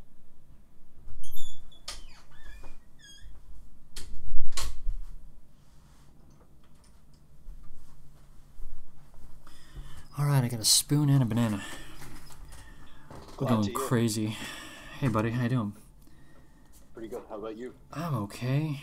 Chat, can everyone hear Babs just fine? Babs, say some weird stuff. Testing. Some weird stuff. Okay. I'm at home right now. Nice. Let me know what the chat says. Can they hear me? I think so. Yeah, looks like they can hear you. Brilliant. Yes, they can. All right. Hello, Babs. I'm listening. So, what's on your mind tonight? I watched your video about my Google Hangout recently. Oh, yeah? What'd you think? Interesting. I mean, Dude's not exactly peak optics. In some ways, to some people, he might. Yeah, Duvid isn't exactly peak optics. No, he's the opposite of peak because optics. he fuses sort of enlightenment values with this kind of like coalition of the oppressed, eternal minority, victimhood, unite POC against whitey mentality. He fuses all of those things kind of with Orthodox Judaism, and then with all of that with some other stuff. So it's kind of I don't know. So you're telling me that yeah. you're telling me that he's not exactly typical. He's typical, but a lot of his viewpoints are typical of different segments of the Jewish community. But Yeah. He sort of synthesizes them in a unique manner, I guess would be one way to put it. Yeah. I Okay. mean, I plan on doing more hangouts with him. Fair enough. And the frustration that I have is really just with a certain what appears to be, and I stress the word appears to be a callousness on his part, a disregard for outgroup. That's my main issue. That's really the main issue. Yeah, I mean, I could understand having that perspective if you understand others having that perspective. But if you see what I'm saying, right? If it's sort of a perennial thing going on, if it's sort of a I think what needs to be, the thing is that what people need to understand when it comes to things like their group versus outside groups, they need to have kind of a mutual tacit understanding that ultimately everyone, or at least I guess sort of has a spiritual right to want and go after the same things for their group as anyone else might, I guess, as it were. And I guess it's not like a social contract, but you see what I'm sort of getting at here? It's like No, I get it. Yeah, it's like when people it's like here's the thing. I'm a Jew, so please don't shut this channel down for being anti-Jew, but I'm going to talk about some Jew-related stuff. Here's the thing, is there are different perspectives. There are different Jewish perspectives or Hebrew perspectives of what to take from World War II, I guess. And one perspective is the Holocaust is a uniquely bad historical thing, and it uniquely codifies this narrative that Jews are the eternal victim and that white people are the eternal oppressor. And then the other narrative to be learned from it is, basically multiculturalism, or multiculturalism is bad, diaspora is bad, being a minority is bad, and borders, self-determination, and autonomy are good, as opposed to imperialism and infringing on the lands of others, or living in a minority just simply because it's and this wasn't just true with the extra European minorities like the Jews or the Roma. This is also true for for, let's say, Slavs that were living in German lands or Germans that were living in Slavic lands. All of these groups had a problem. So I guess the takeaway should be this kind of universal, perennial self-determination takeaway. But instead, and here's sort of what I'm saying, is this is just one example of ways in which I guess Jews do this, but other groups do this. I mean, Jews aren't the only group that does this. I've seen plenty of groups do this. I think it's kind of I don't know. But you see what I'm saying? It's like it just depends on the takeaway. Are you going to make it a narrative about our people are unique, or are you going to sort of understand things or put in some effort to understand things from the other person's perspective, even if you say that person is the enemy, I don't agree with that person, and I will oppose that person. You have to at least understand where that person is coming from when they say, we want self-determination, or we want to go our own way, or even we want to fight you and conquer you because you are the enemy. Yeah. Then what I would say to that is, yes, that's all right. I will rise back to fight you because we understand you understand we are the enemy, or whatever. You sort of see what I'm saying? It's like, as opposed to just being like, completely putting up these emotional blinders to see things from an out group's perspective. Maybe it's has to do with being a big-hearted nibba or a big-brained nibba. I'm not sure what it is. Maybe some people have a harder time with this, but I don't know. I think that all it really takes is a bit of sort of introspection and to think from another person's perspective. When it's something as simple as like an out group, I mean, not to sound like a lefty about it, but there really isn't. Even though like our brains are shaped differently, we process the world differently, et cetera, there really isn't much difference at the end of the day between, various various segments of humanity. It's not that hard to conceive how another group might think, even if you don't like the conclusions that they come to. So it's just a question of putting yourself in the other person's shoes. I think that sometimes my own people have a very difficult time with this. Sorry about the rant. No, it's fine. There are certain elements that I disagree with, but I mean, in general, I do understand what you're saying. With regards to specifically Duvid, he strikes me as an autistic nibba. So the impression that I get is that it's difficult for him in particular to identify with or to empathize with anyone that is not in group. That's just the impression that I get. I could very well be wrong. He just seems as though he seems very one-track minded. He seems as though he's got sort of he's got an end goal, and everything between him and that goal is incidental. That's kind of the impression that I get. And that's the only reason why, when I say that I found the conversation frustrating, John 6:15 was, I don't recall the exact, the words of the conversation. I really remember at this point the tone, because it's very late. It happened much earlier today, and a lot of things have happened, and I'm just freaking exhausted from the end of the day. So please bear with me on this one. It was just the tone. The impression that I got was that there were several incidences where John 6:15 was attempting to get Duvid to understand the outgroup point of view, and Duvid was dogged in deciding to not understand or comprehend what John 6:15 was saying about his particular group. And that, like I say, that's just my only frustration. I understand that Duvid does not represent anyone but Duvid. However, as we all know, one person within a group is just one person within a group, and the only time that becomes meaningful is the only time that you can say that there's a stereotype in play is if there are multiple examples of this behavior pattern within a given group, within a given cluster. If you want me to just be honest, like I've noticed a problem with I guess, how do I put it, sort of things like Jewish hypocrisy, Jewish double standards within lots of segments of the Hebrew community, or within many different Hebrew communities, communities of Hebrew descent, all sort of, I guess, paths and walks of life. Yes, there is hypocrisy here. Is the hypocrisy more or less than that of any other nation in the world? Are Jews the most hypocritical people in the world? I wouldn't necessarily say that, but I think that there definitely is, especially when it comes to in-group for me, out-group for the Jews who are still trying to be, I guess, sort of like left-wing universalists in the context of a place like America. I think that there definitely is. I think that this definitely is a very real phenomenon. I've observed it myself. I've seen it in person, and I just and the reason they'll say like, oh, well, it's okay for they'll rationalize something. They'll say, well, it's not okay for white people to identify as white or of European descent because people like that's only a label that people take under colonialism or under being the oppressor. But it's okay for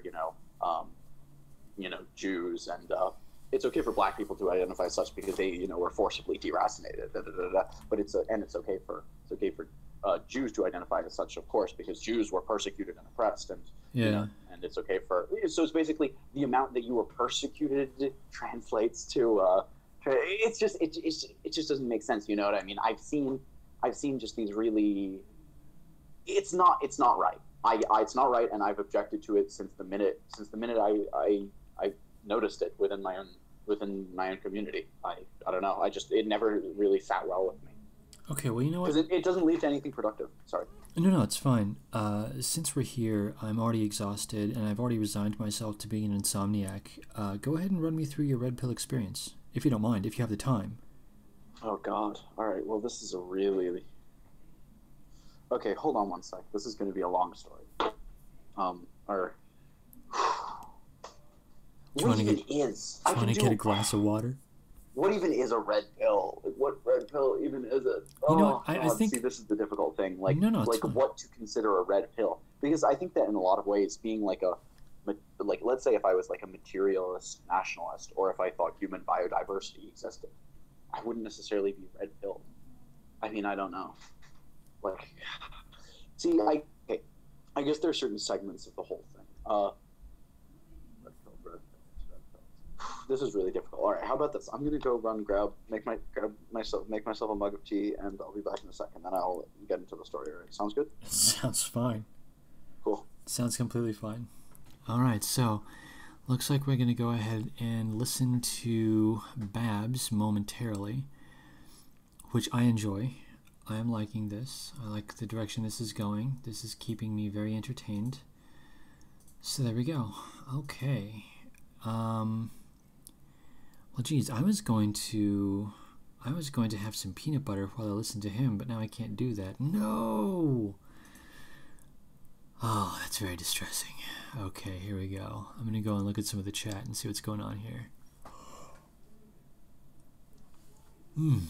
Let's see the lifted BP Black Pigeon Speaks video, or seek the original Vertigo Politics vid, but Black Pigeon Speaks one is better, honestly. Conception Foundation Myth 4 info. What's going on there?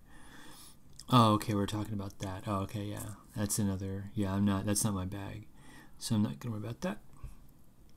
I will allow Babs to speak on that because I'm sure he's got more interesting things than me to say on that. So...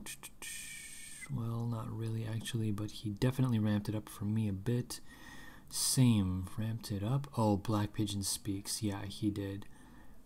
Early on, I regarded Black Pigeon Speaks as being a little more hardcore. It's funny that now I regard him as being just sort of like a hard-boiled egg at most. He's not hardcore. He's sort of like firm core or something. It's funny. It's funny how your views change, isn't it? One person that you thought was like super right-wing turns out they're just a soft lefty, and you're like, oh, well, alright. That sucks. My worldview is complete nonsense. Oh well, moving on. Let's see here. Because Europeans value high trust civilization, Middle Easterners function as tribes. Yeah, pretty much. Hypocrisy is like the devil to Westerners. To the Middle Easterners, it's just negotiation. That's funny. That's funny. I kind of understand what you mean by that. I kind of get it. Because I was noticing, I was listening to someone describe their interactions with a Middle Easterner, and they were saying something about how a Middle Easterner will never say no. They will instead make excuses in a very specific way. and my pal, she was asking a Middle Easterner asked her to do something, and my pal, she said that she couldn't because of X reason, and it happened to coincide with how a Middle Easterner would do the pass-off, and instead of saying no, just do the pass-off to indicate a no. And the Middle Easterner ended up accusing my pal of being no better than a common Muslim or something like that.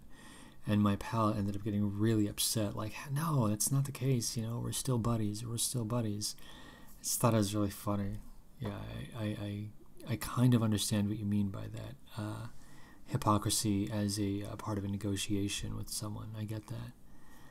Let's see, it's funny how the high IQ Juliet align with the low IQ blacks. Yeah, and it's, it is pets. They are pets. You are correct. And I don't like it. I don't care for it in the least. Firm core. It's amazing how similar our stories are. Yeah, it's like a bunch of people. I've met a lot of people. My pal that I had on like a couple days ago. Oh God, I think I deleted his stream. My pal, Alexander Graham Bell Curve. Oh, whatever. Anyway, yeah, he's basically the same. He's a former lefty who just one day got red pilled very recently. Hey, buddy, how you doing, pal? Pretty good. I'm back now. There was a question in the chat that you wanted me to answer. Sorry. Oh, there was? What was the question? I forgot. There was just something that you said. I'll let Babs answer that. I didn't hear what the question was. Oh, it had something to do with, I think, the Holocaust or something. And it was like, well, number one, I'm not well versed in it. And number it was two, something about the crucial linchpin. I mean, okay, here's the thing: is I think that is the Holocaust the crucial linchpin? To a degree, it is, but I think that it's part of a broader mythos, I guess, as it were. There's also slavery. There's also colonialism. There's also what do you call it? There's also civil rights / Jim Crow. There's all the sort of history of European persecution of minorities up until that point. I mean, it's several things, but it's yeah, I think maybe the Holocaust probably is like maybe 40 to 50% of it, if not, I don't know. Yeah. But all right, let's see. So my quote unquote red pill story. Yeah, and someone was saying. Let me just turn off the air conditioner. Yeah, and I'm sure you can hear me. Sin was saying revelations. His opinion was that a red pill is a revelation. What do you think about that? Yeah. Well, I had several revelations in my life. I guess I had like I had the communist quote revelation. Oh yeah. And then I had like the sort of sociology, like socialization theory revelation, and then I had the Weberian revelation, and then I had the Spenglerian revelation, and then I had the Ionian / semi / Schuonian semi-Evolan one. And no, before that though, I had sort of a self-determination one, like the Gordonian / Garveyite / Hessian. I only know like half of what you're talking about. Oof, okay. So you're See, describing this is the thing, things. It's like my brain's just been all over the place. It's so hard to even know where to begin. No, okay, it's fine. So I guess I can do it in anecdotes. All right. Okay. Okay, or I'll do it in segments, like sort of segments. No problem. All right. Oh, jeez, this is going to be so tough. Okay. All right. Nothing is perfect. We're all imperfect. We all say retarded bullshit. It's completely fine. Okay. This is going to be so hard. The worst of fights happen between brothers, someone says in the chat, and I agree. I feel this way about Jews and Arabs, although we're not brothers. We're actually cousins.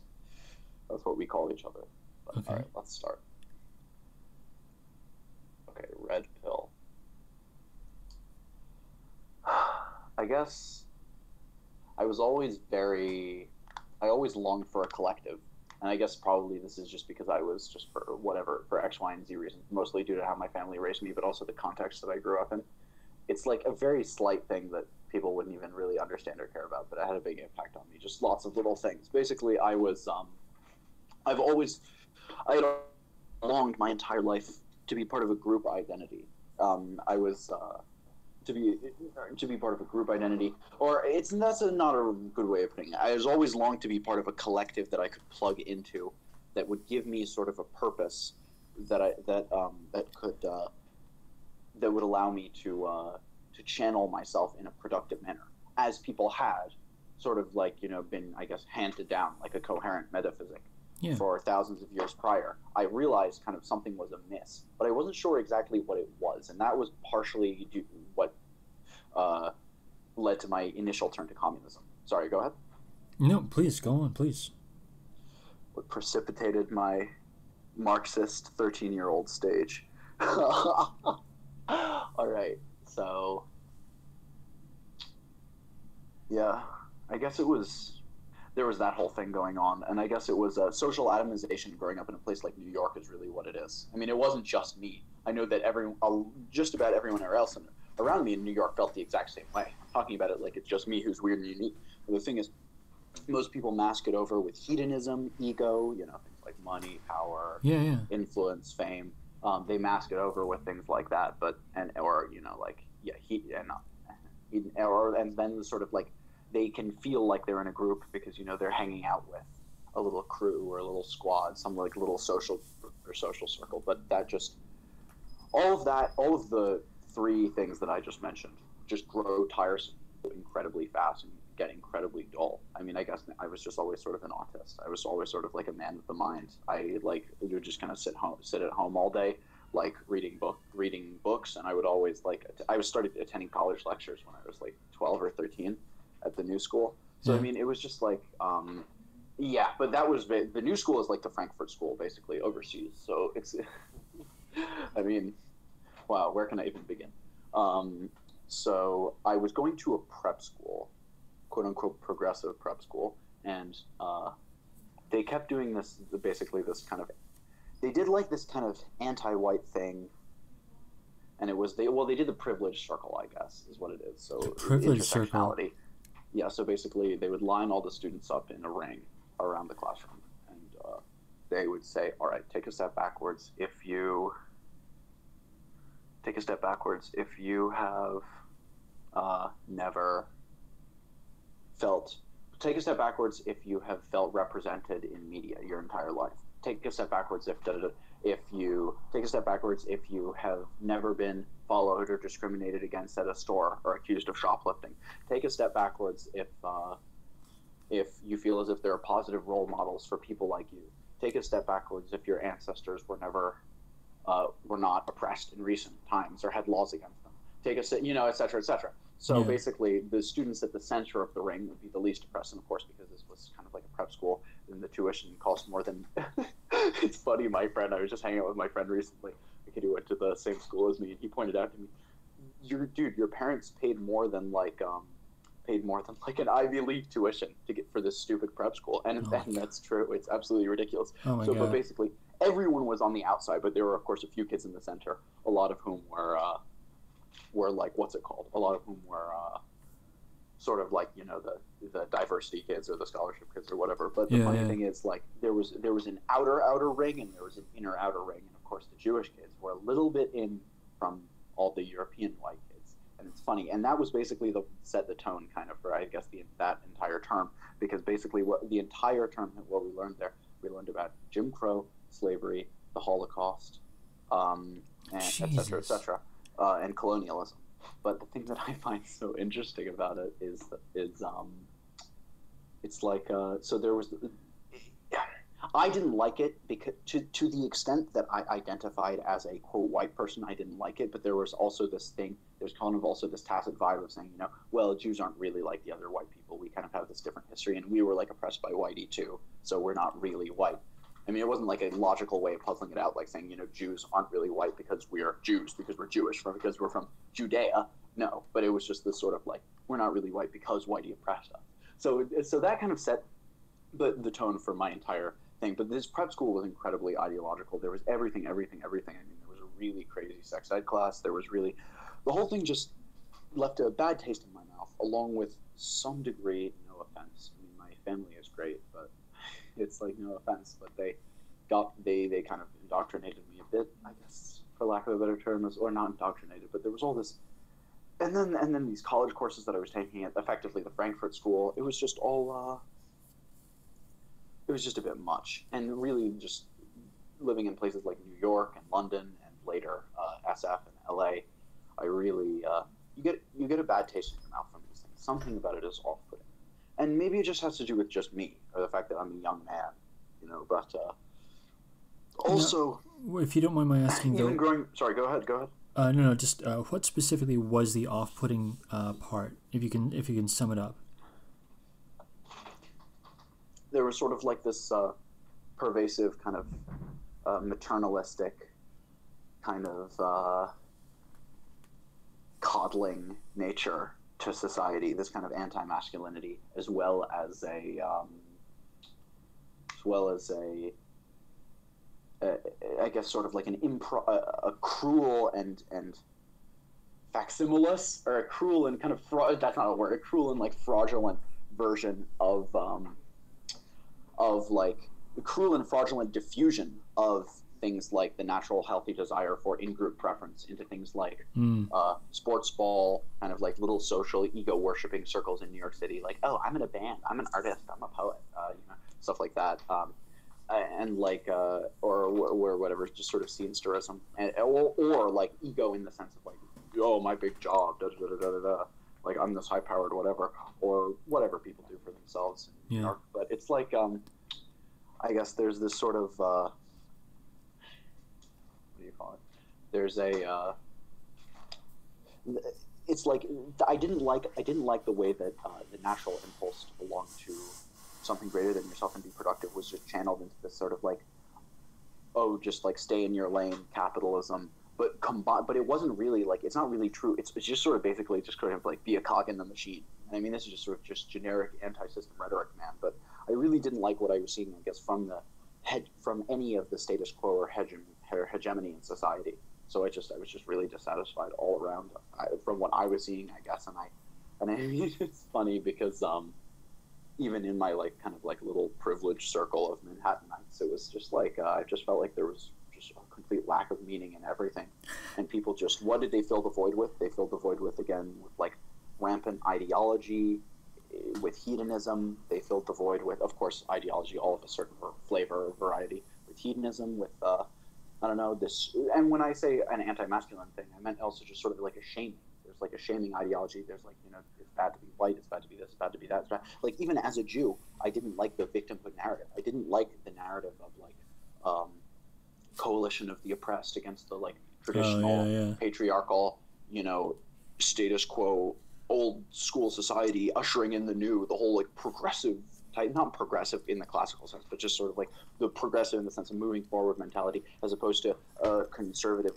or let alone a reactionary mentality, which is what I later kind of came to the conclusion that I held. But it's like, I just really didn't like any of this. And I guess like just as a Jew, especially the fact that I grew up my entire life surrounded by this kind of victimhood narrative, basically, to be Jewish is to be weak. That's how to be Hebrew is to be weak. And so you to be a victim. It's to be, but I just really didn't like it. It's to, you know, it's funny, but also to take pride in that. And also things would be said, like, you know, by the smarter Jews that I know would say things like, of a certain variety, would say things like, oh, the reason why the Jews are uniquely good is because we're a diasporic people. That's the only thing that really makes us good. It gives us the unique outside perspective to be able to critique a society and be 1 foot in, 1 foot out. So be able to make like novel, innovative observations. But that's the exact thing that people complain about Jews for. And me, I always thought, like, you know, look at these landed, rooted civilizations. And I looked at people who weren't like Jews, people who had more full segments of society, even like black people and white people in America are less like Jews, because Jews only have like Brahmin and Vaisya, as opposed to Brahmin, Kshatriya, Vaisya, and like Shudra, or kind of like worker or whatever type people. It's like I don't know. It's just like Jews are just this completely like urbanized, weak, effeminized people, and then the victimhood pitying, and the whole thing is just like so saddened me that I completely rejected the whole Jewish and Hebrew sphere for a while. And I realized, like, you know, and I thought to be Western or to be Arab or to be black or whatever, or to belong to one of these people is the only way to be rooted, to be a proper civilization, to be like to have like true, authentic self-expression. I just thought of Jews as like this emaciated ghost people. So I completely rejected my Judaism for a while, and then eventually I came back to it in the form of kind of like left-wing Hebrew identity, anti-colonial identity politics, or like left-wing hinge. But eventually I just sort of flipped to the right, and then I became more and more religious. Basically became, I guess, what I describe as sort of a radical traditionalist. And like I was raised in an atheist household, so I don't know. I guess that's just roughly. Radical traditionalist is such a goofy term. Like, no, I mean compared to the modernity of society, like, yeah, I am a radical traditionalist. Like, I advocate like a priestly aristocracy and a monarchy, and I'm also a repatriationist. Things like Marcus Garvey and A.D. Gordon, and now I'm reading Moshe Hess, who is someone who I should have found out about a long time before, had a really big influence on me. But at the same time, I really just have a big distaste in my mouth for a lot of what I guess is in the modern age called Zionism, in the sense that I think it's a misguided kind of pseudo-colonial movement to trying to make a Western superstate, Western state in the Middle East that acts as the sort of between East and West kind of like colonial. It's not going to work. I think that Jews need to really kind of like look inside themselves and stop.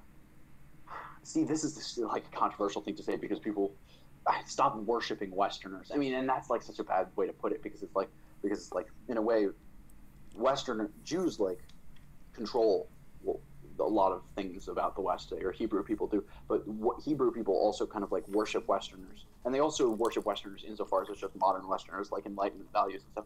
But they also worship even like the European like beauty standards or something like that. Like Jews kind of like. Or European aesthetics, Jews will always kind of like lean a bit more towards that than towards their own, I think. And this may just have to do with like the proximity of civilization, but I don't know. I just think that I champion kind of a rejection of that, and I wish for a return to the Hebrew and a return to the traditional. I'm not really, I don't support an idea of like a Hebrew ethno-state because I don't support the idea of the nation state. I'm more of a sort of monarchist or kind of like theocratic civilization advocate, for lack of a better term. Why couldn't a monarchy be a nation state? I mean, what's the difference? I think that it's not compatible with it's not as compatible with West Asia as it would be in other parts of the world. I would think that a society that sort of has like it's like a clan-based rule, and maybe it's subdivided into sort of like maybe city states or something like that. Like I don't know. I just think what do you mean by nation state? Just sort of like the kind of the Westphalian model, like the idea of modern nationalism, as opposed to like kind of like tribal or monarchic expressions of that. So the idea that the nation, the people, are like the driving principle. I guess it's hard to explain. Yeah, I'm very interested in that. It sounds because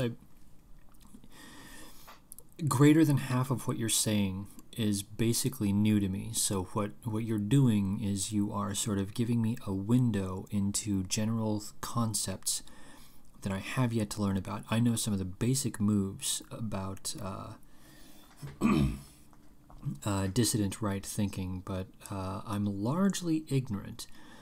For the most part, this is all spanking new terrain for me. So I know what a monarchist conception of government would be like, but a nation state, I mean, the way that I would view nation state along word lines. Nations, you're talking about a grouping of people, and then state, so just a state that's of, by, and for a particular grouping of people. You know, I mean, nation state sounds in my ears. Nation state sounds compatible, if not identical, to ethno state. But that's just the way that I hear it. Well, a nation state is an ethno state, but the point is, like, that's not what I support. I don't support a state. That's not like the governmental sort of formate. I mean, I guess maybe like a city state. Are you an anarchist or something? It's hard to explain. I just support like. I think it would be better just sort of like tribal confederacies. I don't know how to explain. I think that we need to do. The point is, do away with all sort of like Western Enlightenment and Westphalian and all things around then conceptions of how to run and start a government, and let Jews just Jew and think and just let the Hebrew people do what the Hebrew people do, and just let's see how our civilization forms from the ground up when we try to make a civilization that is, productive and just, but also is according to, the ancient laws and codes of our ancestors. You see what I'm saying? It's like I just think that there are too many preconceptions. I think that Israel had all these preconceptions. For instance, Israel has a parliament.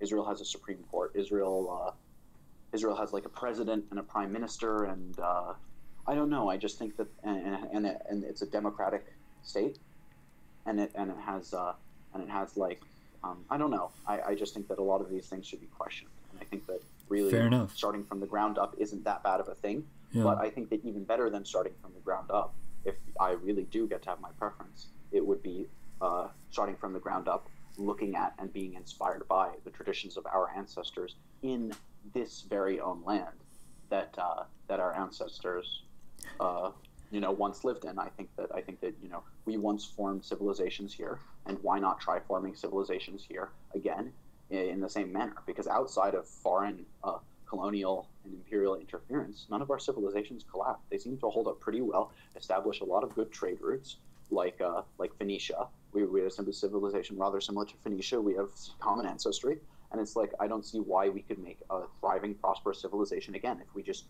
changed a few of our diplomatic policies and perhaps tried to flourish on our own, as opposed to being this sort of like thing that's like attached to like I guess the Judeo-Saudi Western sphere, anti-Russia sphere. Like there's no need. Like maybe we should try becoming non-aligned or something like that.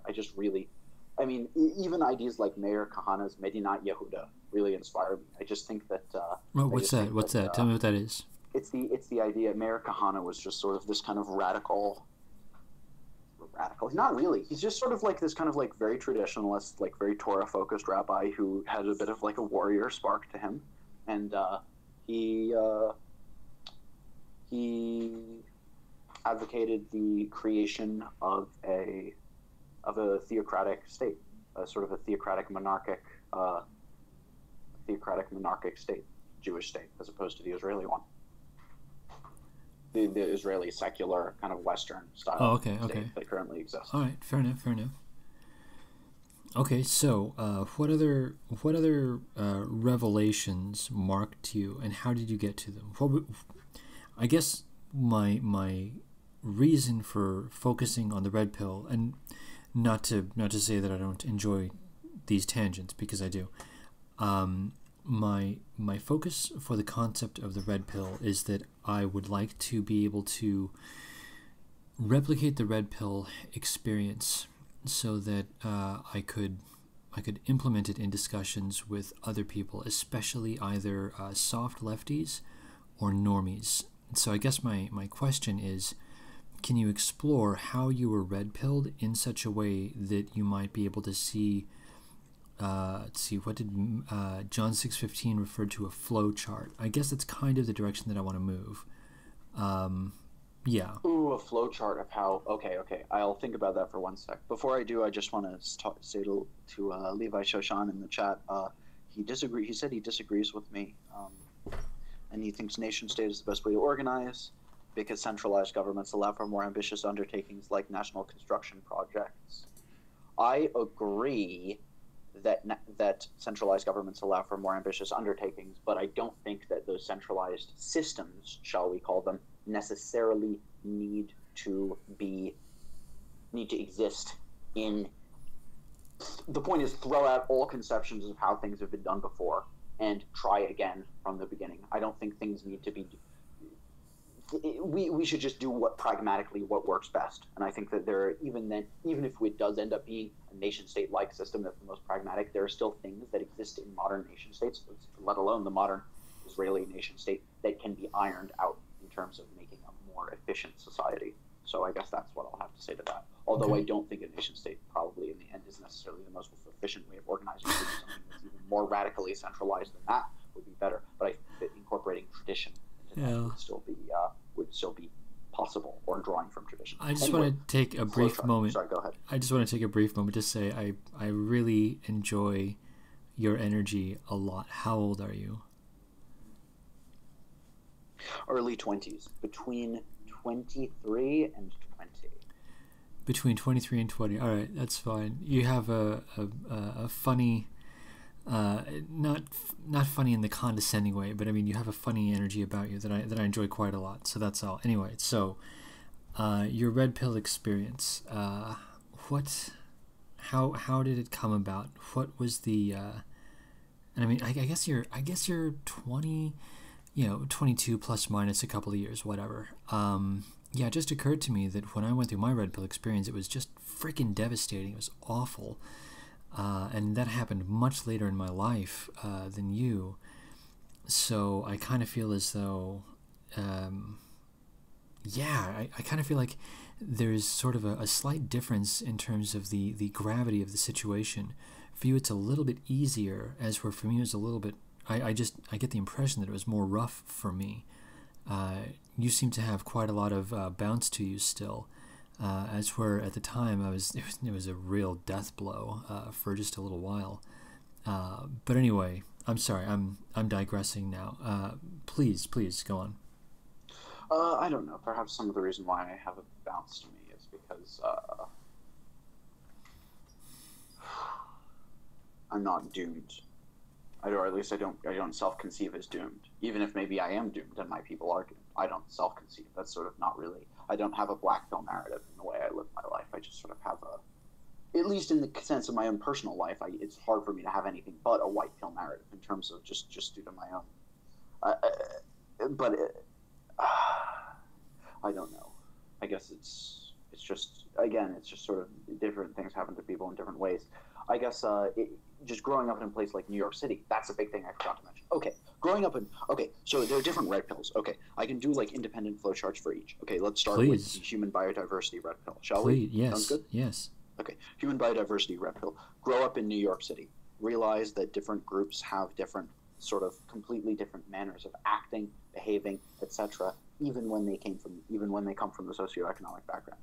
Differences in kind of, I guess, types of intelligence, types of self-expression, the way people carry themselves, all the things that the ancients, of course, naturally pointed out and chronicled, but they didn't necessarily ascribe to, evolution or whatever people ascribe these things to today, or epigenetics or whatever people are saying.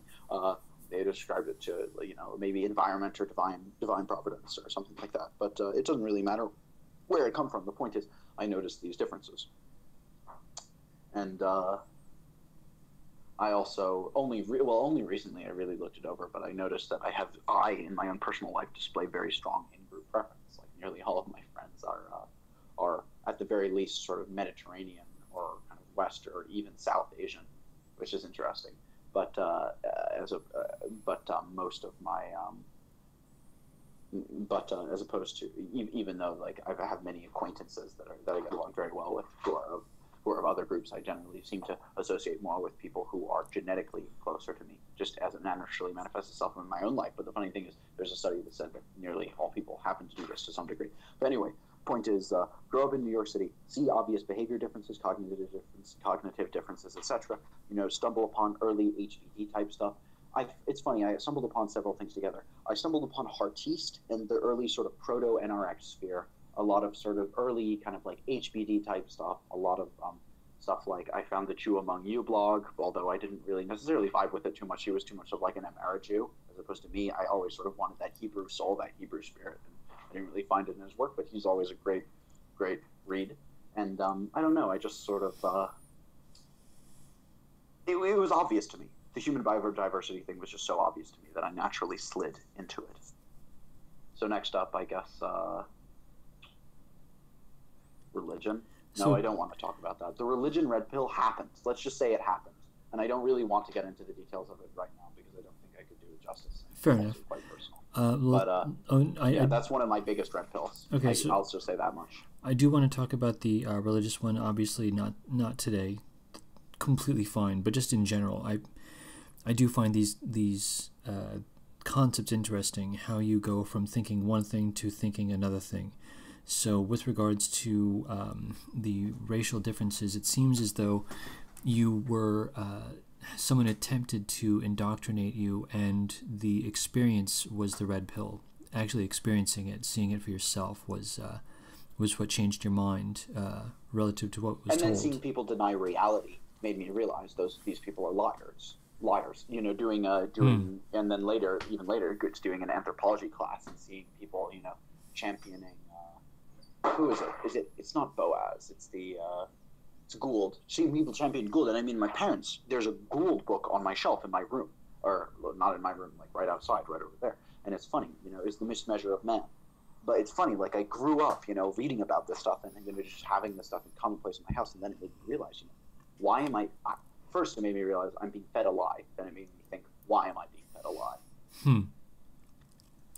Okay. So, all right. No. That's the interesting thing, though. Okay, so you realized that you were being fed a lie. Then you asked why you were being fed a lie. Okay, so I'd like to go just for a moment into you realized you were being fed a lie.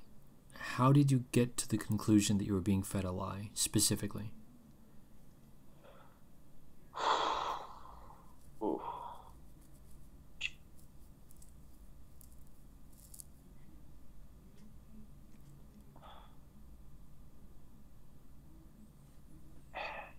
It's very difficult to pinpoint. I guess. It's okay to go with the motif. Again, it's like I always knew groups were different, but it's just basically I would tell myself internal stories. I would tell myself little lies. I would be like, oh, maybe, you know, like Central African, you know, pygmies were actually the smartest people. Da da da da da. You know, it's actually not true. That da da da. I would like tell myself these little weird lies just to sort of, because I didn't want to feel like a bad person. Yeah. I don't know how to explain it. And then I would tell myself, you know, maybe, you know, black people really are smarter than white people. Da da da da da. But I always, basically, I mean, that sounds like a fucked up thing to say, but it's just being real, like, in terms of, like, smarter. What is smarter? Like, there are certain intelligence subtests that West African people score better on than Europeans or East Asians or Middle Easterners. So I don't know, but like, it's like, I guess it's just, I heard so many times, it's not even mostly the whole race isn't real thing, which I heard a lot. And I heard it in anthropology class, I heard it in sociology class, I heard it was sort of like, it was mostly just kind of like the privilege thing. And it's funny because years later I would come to see Ryan Falk, who I first initially came into contact with. He was going under the username Stodels or something like that, I think, or I found his videos on YouTube. But basically it was the idea that the explanation of why there are disparate group outcomes, or even why individual people of different groups tend to act differently in aggregate from one another. It's like the explanation by default is some sort of environmental / systemic one, which is a really harped upon thing. Like when I was taking my sociology class at the New School, they're very fond of this idea of, you know, socialization. It's all about, it's the system. And this is sort of, Marx also talks about this. It's like the idea of everything is just kind of very systemic. Everything about individual behavior comes from the system. And then I began to think, no, there are obviously other reasons for this. I mean, evolution doesn't simply happen from the neck down. I mean, that's absolutely absurd. And I mean, now in the current year, we have people like Ian Deary et al. Doing researches that show sort of like clusterings or rubrics of genes or markers that show they correlate, or other things that correlate with things that correlate with or lead or cause sort of things that can be quantified as intelligence, basically. So we're starting to find the quote unquote smart genes, is how the uninformed person would find it, or starting to find things that are proxies for them, basically. It's basic, but it's just like back then. It's like it doesn't take an idiot to figure this out. People have known this since day one. And it's just a question of, I guess, just seeing the lie again and again. And not just seeing that, but when it was weaponized, when it said, effectively that people like Jews and people of European descent and East Asians are somehow to blame or at fault or whatever implicitly for the groups that do less bad, things like that, just little things like that. It just made me think, I mean, and don't get me wrong, like I've never been a huge proponent of capitalism, but I think that there are other things at play here. And I guess it's just sort of like the genetic component really just increasingly couldn't be ignored, I guess. And eventually Yeah. I had to drop the lie, drop the facade of, you know, well, you know, Europeans used to be dumb and like Mansa Musa and da da da da da. Like yeah, every civilization has its great heroes and its great empires and whatever, but it's like overall, if you're just looking at things objectively, you know, people evolved for their environments. Different people make different types of civilizations, and like civilizations built by European people are going to be more conducive to the flourishing of people who are in certain ways more cognitively similar to Europeans. I just don't see that's not like a it's just an indisputable point. You know what I mean? I couldn't keep living the lie. So it sounds as though there was some sort of not a program per se, but there were multiple instances in which the worldview you were being fed, there were cracks that would pop up, and you just ignore the cracks as much as you could, and then at some point there was a crack that was so great that it was impossible to ignore. Is that more or less what I'm hearing? Yeah, pretty much. I mean, it's funny just because I grew up just inundated and steeped in the most intense form of. I was really just in the heart of it in terms of my family, in terms of where I studied, all the way from prep school to when I first started university. I was just steeped in it. I was just steeped in the heart of where all the stuff that people don't like, I guess, comes from, pretty much, for lack of a better term. And I just really just viscerally just disliked all of it. A lot of this was really visceral more so than anything for me. I saw reality. I was born red-pilled. It was just a question of undoing my quote-unquote civilized or quote-unquote nice or polite or decorum-observing instinct. Oh, that's funny. Put a blinder on myself to actively intellectualize and sort of convince myself that you know, Europeans were actually savages living in caves and got all their technology from, like, you know, I don't know, like sort of things like that. It was just it's quite amusing. Yeah. And I also had I did have white guilt. I had internalized white guilt, which is funny because now I say I have internalized white supremacy, but I had insofar as I identified as a quote white person, I had white guilt because I never really consciously thought of myself as a Jew or a Hebrew or anything like that. I basically just thought of myself as a white person. I didn't even think of myself as Middle Eastern because my family is so whitewashed. It's like that's funny. I only started thinking about things like that the more and more I thought about identity. And I couldn't ignore it because what the funny thing is I would always say, you know, eventually when I came in contact with the white privileged people, I would say, but I'm not white. Because I'm not European. I'm you know, like Middle Eastern, Iraqi Jew, Ashkenazi Jew hybrid who has most of my genetic ancestry actually coming from the Levant and the Middle East. That's why we're called Jews. Like I was saying this stuff when I was like you know, 13 or 14. That's so funny. But it's funny because these people would just say, well, it doesn't matter because you still benefit from white privilege anyway. Oh, plus, God, you know, what like, dicks. They said that to a 13-year-old. Because like there was the Middle Easterners and Jews were still in the slave trade, which is funny because people now think that's like a woke point, like the Arab and the Jewish slave trade. It's like, no, it's funny because there's still like this was really just the heart of it. Just the intersectionality championed everything. Like even though it was basically largely a Jewish thing. Like Jews, it was self-flagellating Jews who were okay with taking on the yoke of what do you call it? Like white identifying or white presenting supremacy. So it's like it doesn't matter because it doesn't matter because you're white presenting and white identifying. So you benefit from white privilege or some shit like that. So it's like, yeah, that's what I guess what started my Hebrew train of thought. In a way, or sort of woke up that Hebrew side of myself, because that made me think about my own ancestry. It made me think, no, well, really, I'm not.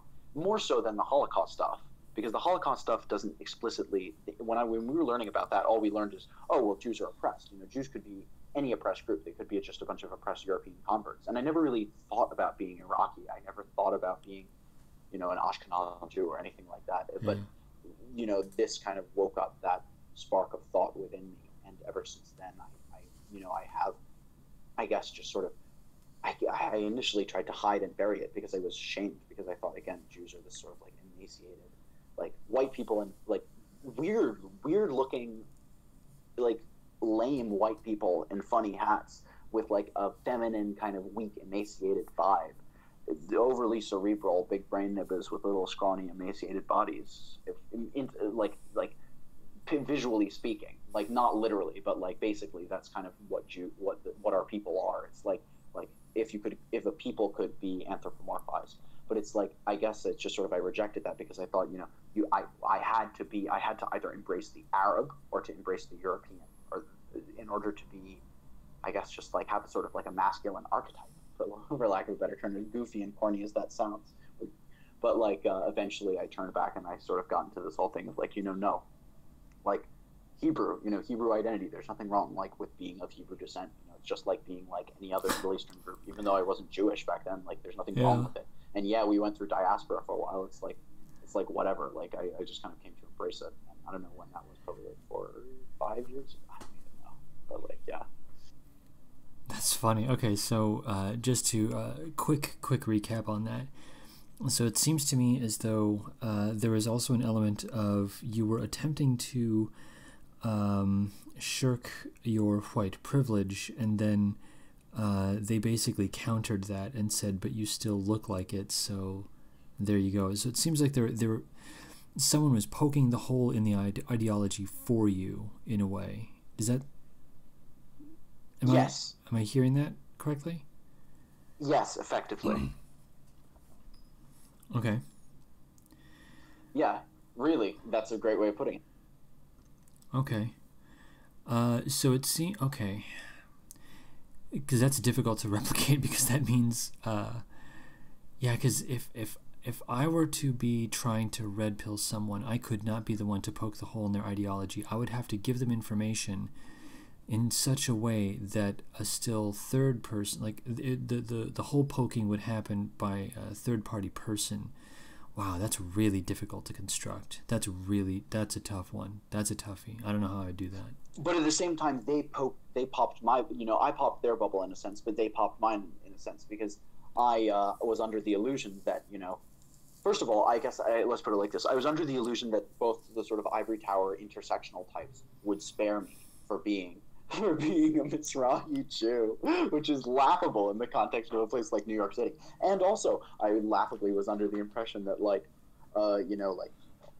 basically, the black and La Raza and the black La Raza masses of a place like New York City would view me as anything other than, like, not just like a white oppressor type, but like uber white, because my family is like, I don't know, let's just say like sort of like well off, kind of like a certain portion of, like, I'll just say like Upper East Side Manhattan. Well, dude, you went to one of those. You went to a prep school, so yeah. Yeah, it's like because so effectively, I'm the most white, and generally like Jews are the most white, because when people say like, "Man, you so white," and stuff like that, it's like what they're really saying is like, what you're so like cerebral, kind of like scrawny. Oh, who aren't cool, who aren't on rhythm. Who, like, the kind of person who sit hunched over with their face in a book all day. Oh, that's funny. You're right. Kind of a loser. So yeah. Jews are in a way the uber whites, and it's also funny because East Asians get a lot of flack for the same reason. Increasingly, it's not so much about being white. I mean, East Asians, of course, don't get called white boy.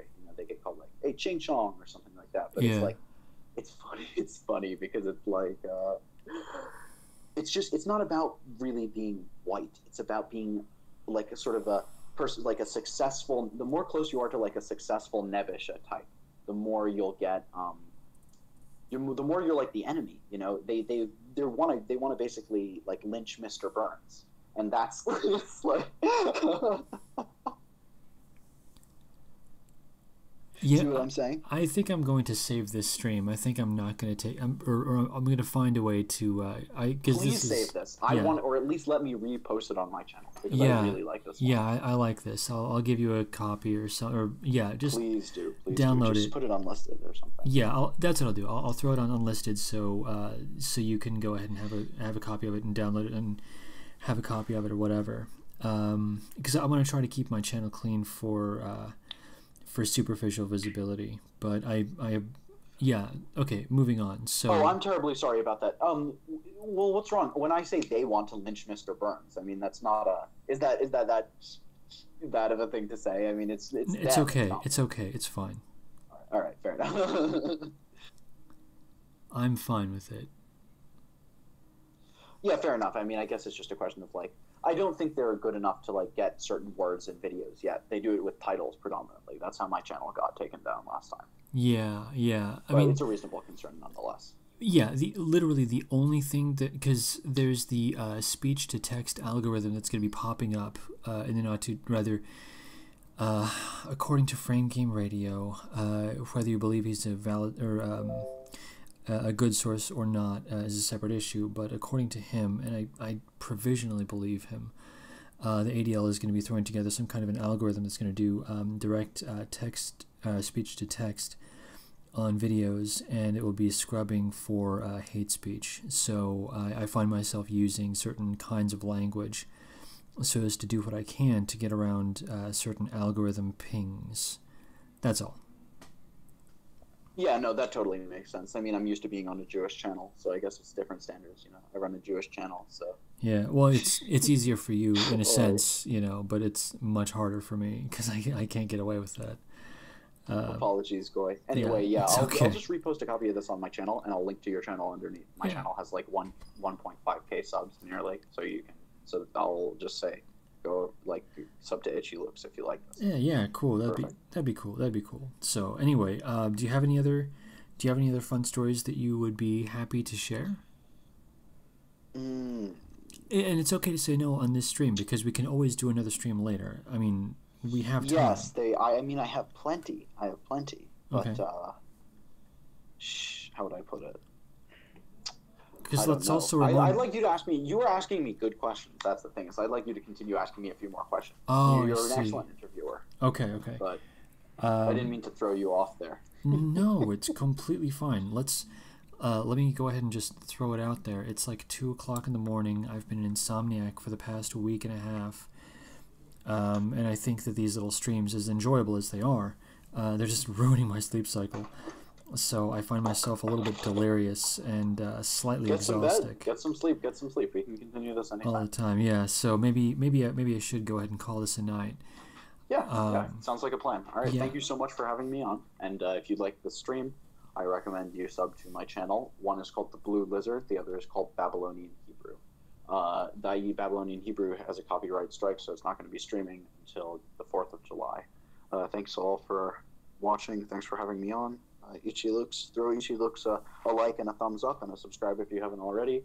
And yeah, let's definitely continue this conversation sometime soon. Just PM me in this Google Hangout, and you can throw me the link to this, and I'll download it. Peace. Sounds good. All right, late.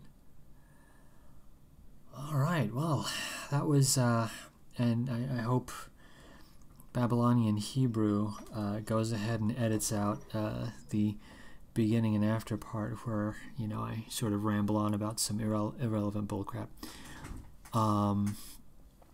Yeah, geez, thank you very much, Babylonian Hebrew, for popping onto the channel. I appreciated that very much. No one heard, but I was actually eating peanut butter and a banana while half of that happened. Oh, it was glorious. So I'm going to be able to even get a good night's sleep from having some food. So it all worked out. Everyone's happy. Everything's working out great. Okay, cool. So there we are. I'm going to go through a little bit of the chat just for the sake of it. Oh my gosh, there is so much up here. There is so much up there. Oh my gosh. Oh, there's too much. There's just too much. There's no way I can go through all of this. It's impossible. But I do want to go ahead and briefly address John Harris referring to hard determinism. Dude, okay, so Babs went through a big, like, religious thing in his late teens, I guess. And for me, weirdly, I went through a big philosophical thing in my 20s for whatever reason. And yeah, determinism was a big, rough deal for me. Ultimately, I ended up rejecting it because, you know, determinism is an outgrowth of hard materialism. And once you reject the idea that reality is material only, and I'm not even saying dualistic, I think that there's more going on than that. I, in a weird way, I even think that dualism doesn't get to the heart of it.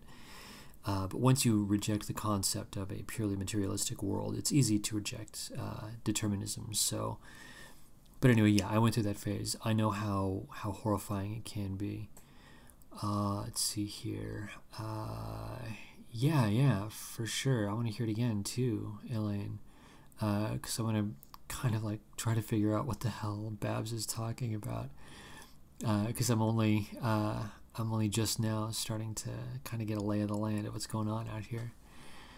So there we go.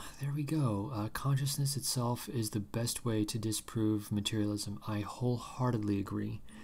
If I recall correctly, it was consciousness that was my way of not getting around, but of disproving, negating, voiding, rendering obsolete, I guess, the concept of hard materialism. So yeah, consciousness. Yes, I agree.